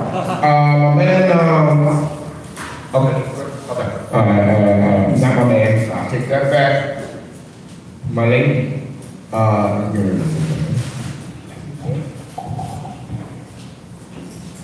Bueno, mi nombre es María de Luna y yo quiero agradecerles que nos hayan firmado la carta de apoyo, porque yo creo que nosotros debemos de trabajar mucho más, como lo dijeron algunos, con los desarrolladores. Hello, my name is Maria, and I would like to thank you for signing that letter of support, because like how many of you guys have mentioned, we all have to work together with the developers. Ellos tienen que aprender, y si no, cuando menos asimilarlo un poquito, de que necesitamos que la comunidad sea colectivamente incluida en todos los desarrollos que hagan. And they need to learn, or at least think about it, and that the communities must be included in every development that is made. Y otra cosa es que si nosotros seguimos con tanto desarrollo en Globio, en Lidia y Suancia, que son unos barrios pequeños, lo que va a pasar es que también van a seguir aumentando el número de personas viviendo en la calle. Muchos de nosotros, a lo mejor para, no sé, a lo mejor el próximo año, a finales del año, vamos a estar también durmiendo abajo de un puente, como está en la situación de subiendo las rentas. No puede ser posible que en Globio, Lidia y Suancia, una vivienda de 2 recámaras cueste 1,900. Yo creo que eso ya es demasiado. And if we continue with all of these developments in these neighborhoods, Globeville, Adair, and Swansea, which are small neighborhoods, this is going to drive more people to the streets. Maybe by the end of this year or by next year, I will be sleeping, or we will be sleeping under a bridge, because that's the current situation right now. It doesn't make sense that a 2-bedroom place in Globeville, Adair, Swansea costs $1,900. That just makes no sense. That's impossible. Gracias, y realmente me siento conectada con todo lo que he vivido este día. Gracias. Thank you, and I really feel connected with everything that I've experienced today. Thank you. Thank you. Hi, thanks for being here. Sorry if this is too loud. My name is Ian Thomas Tafoya, and I ran for city council in this district 4 years ago. In an effort to push back on the highway expansion, to push back on this homeless camping ban, I stand with Candy Tabaka. This is a many-year battle, and if we can build off the success that I had in my campaign and the energy that we're doing, then we can win this fight, not just for Candy, but for the homeless. I always wanted things to go really fast, to end the projects and do the things. It took us nearly 6 years, and we finally got a $600,000 lawsuit settlement, but we still have more work to do. If community engagement and the work. And what I want to make really clear to you is I'm emotional, I'm angry, I cry sometimes, I'm very, very upset. But we have to go inside here, we have to find the power to encourage 2 more people to vote, 2 more people to knock doors, to get their young cousins to go with them and learn the skill and the trade that it is community organizing. We need it. And we can do it. And I'd like to close by saying we're in the middle of a very, very lengthy planning process for the next 20 years. It's called Blueprint Denver and a comprehensive plan. It does not include public health. It does not include climate change in any meaningful way. Demand housing. It does not mandate housing. And when I'm at the table on our behalf, they say to me we can't. And I say because one legal team that works for the city and county of Denver says we can't do it does not make it true. It is true if we decide it is true. It's true when we decided to build the conservation farms. It's true when we decided to build housing for people to work. This isn't new. We just need to look back to the past. And I encourage you to spend time with your elders because they fought there too. And if you feel it, there's teachers are feeling it. The strikes are feeling it. We need to stand together. So I ask you to do that and vote.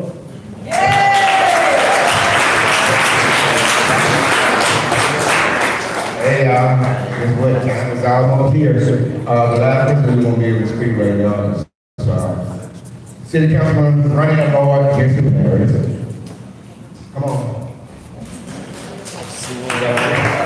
All right, thanks for coming out, everybody. My name is Jesse Harris. I'm a long-time Denver native. I've been here for 30 plus years. I've been here a long time. I've seen a lot of changes in the city. And I don't like the changes that I'm seeing in the city. As a Denver native, I grew up in Northeast Denver. I stand with Candy. I hang with this guy. I stand with Ian. I actually worked on Ian's campaign back in 2015. This is not the first time that we've done this, but we really need to get people, poor people, into the halls of power. Because right now, we have not understand the situation at hand, cannot relate to the situation at hand, cannot empathize with the situation at hand, and they are just business as usual. So I say no more business as usual. We need to sweep council like they sweep the homeless every night.